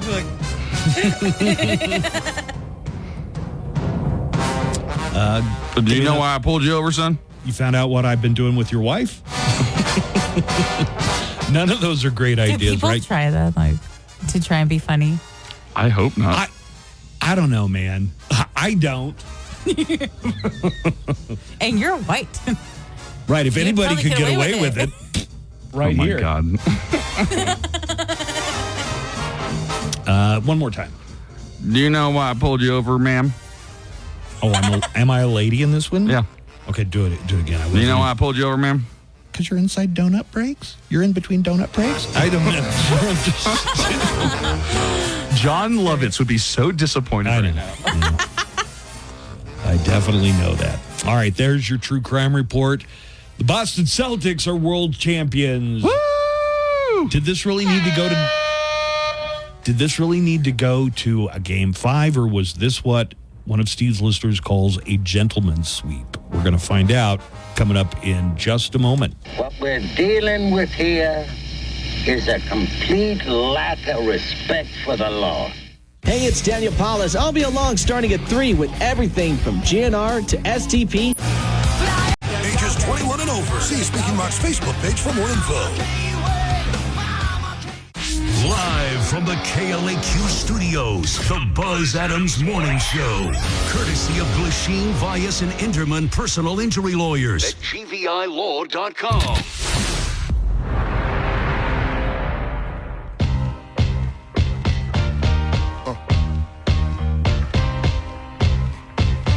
You got to post that photo that somebody did where they morphed us to look like the cast of Seinfeld. I was looking at that picture for 30 minutes. Why? And it's like, why does Kramer look so weird? Did you show Steve? No, I haven't showed him yet. Why did Steve leave as soon as we came back? He really wanted coffee. Yeah. And I said, you got to hurry. But Well, Steve said, Buzz said he'll read a liner for me. And you still haven't read a liner? Yeah, but I'm going to. So somebody sent a picture of the Seinfeld crew. Steve, can you see this? I can. This is from our listener, what do Eddie. What do you notice about it? First off, your Costanza. Yeah, there is no, and they gave Nico Jerry. Yeah. Look at that. Look at me. I got hair. Can you believe it? I can't believe it. I got weird. hair. Joanna's. I looked at this picture for 20 minutes and I said, what? And finally, what got me is like, they why superimposed our faces on this. Yeah. They did more. I think they AI'd this one because that is terrific. This is a top-notch job. This isn't like a face in the whole app. I love it. I love it. Matter of fact, send me that picture. I'll send it to my wife. Yeah, that would be awesome. She'll get a kick out of that. Are you going to post I'm that on our socials? I'm going to go ahead and post it, but I'll go ahead and send it to you too, Steve. Also, Steve, thank you. Now an official member of the Buzz Adams Morning Show. You know, I've always wanted to come back after all these years, and it's nice. Now I've got a really good schedule. I show up whenever I want and just pop in like Kramer. It's perfect. You're never here before 8 o'clock. That's true. So it's people who listen to the latter part of the show. Yeah, they must, you're almost a daily guest. Almost. Yeah, and it's true. And I feel bad that I'm not here earlier. But then again, you're not here anywhere near 7 o'clock when I leave. So, yeah. There you go. You know, it's...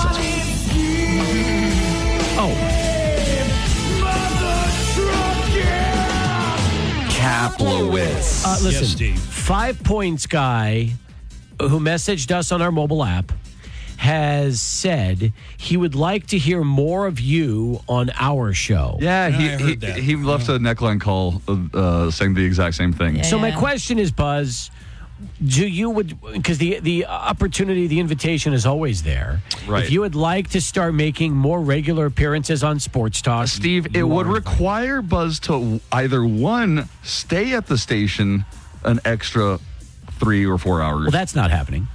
Or him go home and then come back. Or he calls in. Okay, yeah. I will make I will be a little lenient if you would like to call into the show. I want to level. I've been on Steve's show in the past. Not very often, though. No, It's not very rare. often. A lot of times when we're on the road, maybe we're at Mardi Gras or something, or That we're was at 22 years yeah, ago. I know, but a lot of Buzz's references are still fresh in his head for some reason. Yes, it's like, hey, remember when I joined you at Bank One Ballpark in 1997? Yes, I do. It was a great show that day. some of what plays into it is that I am intimidated that I don't know enough about sports. I mean, I am not. Well, you could talk golf. No, you could talk about that, the US that really Open. is his thing. I think he feels like he puts on an act to know about sports here, but he really doesn't know enough about it. Let me say this: for a morning show radio host, you're just fine when it comes to sports. Yeah. I'm a casual sports fan. Most people are. Yeah, and probably even more than just casual, since you keep up to date, every day. I had some strong opinions yesterday about that U.S. Open, didn't I?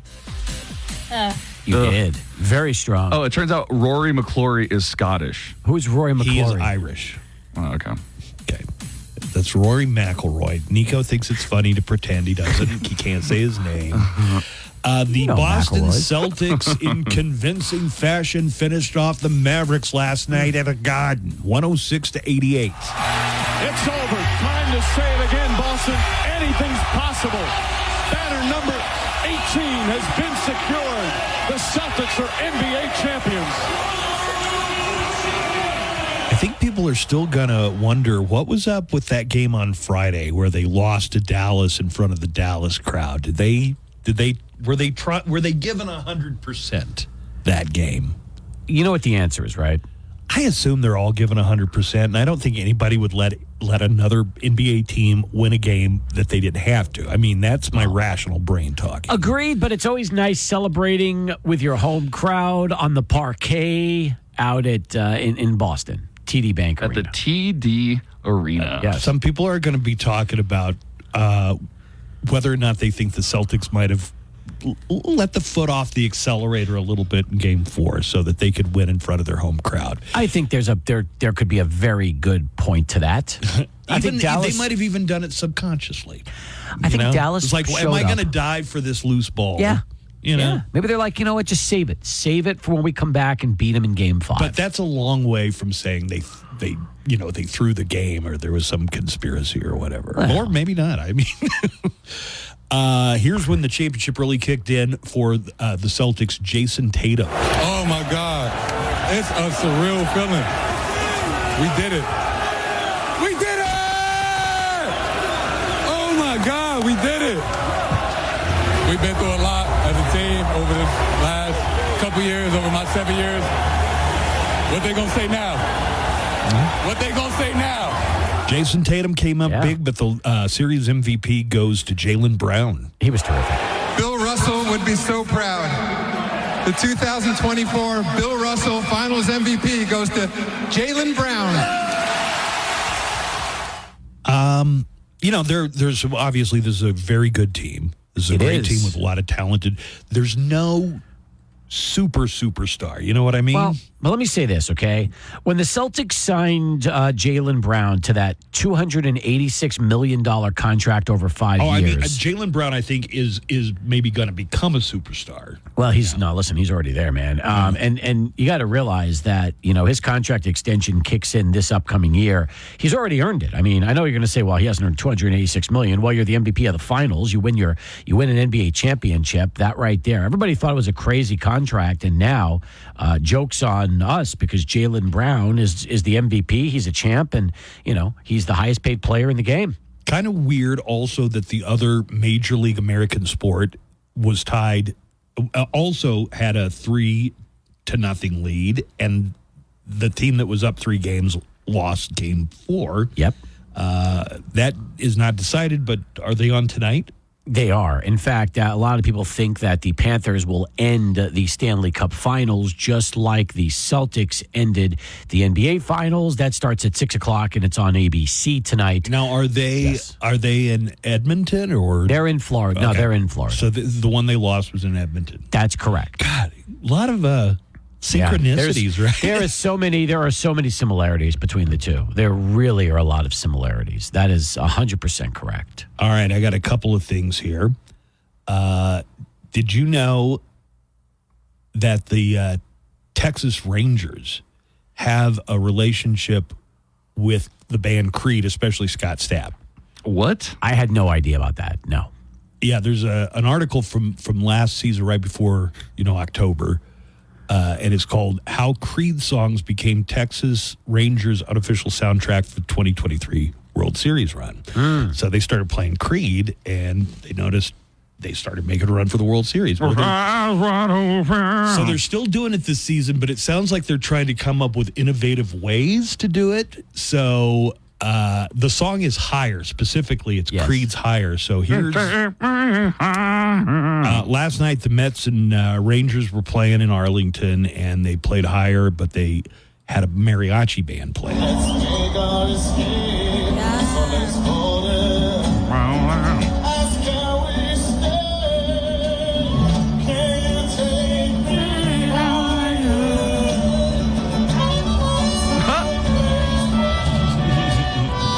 I think during the series, or what, I think during the series they had Scott Stapp come out and he performed it live at the. Is it still called the ballpark at Arlington? No, it's now Globe Life. It's like their newest ballpark. They have this is number 3, by the way.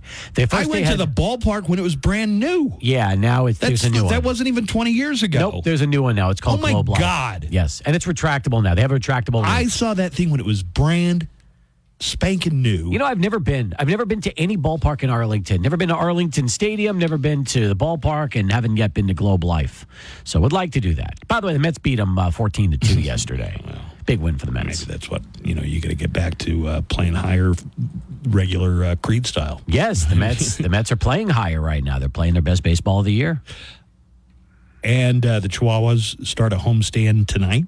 Space Cowboys, baby. The Sugarland Space Cowboys, formerly known as the Skeeters. But they're the Space Cowboys? They are the Space Cowboys. Some people call them the Space Cowboys, and some people call them Maurice. Whoop. Now that's a song reference. Joanna liked it. Do you know Nico? Let me say this for the record. Nico smiled. He didn't laugh, but he did smile the entire time. Because I got this dumb joke. Finally, Bill Belichick apparently is dating a 24-year-old cheerleader, but not a pro cheerleader, just like somebody who like a college cheerleader. She was a competitive cheerleader, and 2 years ago, 24, and he's 72. Thoughts on this? That is the kind of thing that you think all your friends are jealous about, but trust me, any social gathering you're at, as soon as you walk away, the entire group starts talking about how sad and desperate. Now, hang on. Here's my question. Okay, I bet some are a little jealous. You are considerably younger than Belichick. Considerably younger. Would I date a 24-year-old right now? Absolutely not. No chance. No. What if she was so into you and like model hot? Would you then decide? Okay. I just think that would be very, very strange. All right. I just can't imagine having that much in common. Yeah. And besides, I like women that look, fully grown. Are you saying that most 24-year-olds are not fully grown? No, I like women with crow's feet and maybe like a little gray hair. Some wrinkles. Ladies, you hear that? See, I've always liked MILFs, but now I like MILFs that are 20 years younger than me, but not 40 years or whatever the difference is here between Belichick. Would you be interested in dating Belichick's girlfriend's mom? Yeah, she's probably more. She looks like her daughter. So Bill Belichick is 72. Apparently, this has been going on for a while because Rob Gronkowski joked about it during the Tom Brady roast, and I think it flew over most people's heads. Coach, you used to talk about Foxborough High School when we sucked, but now I know why you were so obsessed with Foxborough High School. You were scouting your new girlfriend. That's right. Are you an old rich guy looking for the young cheerleader of your dreams? Then log on to Bill Belichick's SugarDaddyHarmony.com. We'll set you up with somebody based on one dimension of compatibility, whether or not she's a young cheerleader. Hi, it's Bill Belichick. I was looking for somebody who was young, hot, and a cheerleader. Aren't we all? Anyway, I created Bill Belichick's Sugar Daddy Harmony, and the young gold diggers came rolling in. Like me. That's right, Tanya. Tina. Doesn't matter. Anyway, we enjoy going out to fancy dinners and eating low-salt meals and pureed food because that's pretty much all I eat. Applesauce mostly. And I like spending his money. She sure does. So, what do you say you know. Ew, gross. You're so old. I can't really do it anyway. Bill Belichick's SugarDaddyHarmony.com. Find your special hot young cheerleader today. You know what I think? I think you talk too much. Blah, blah, blah, blah. Hey, man, we're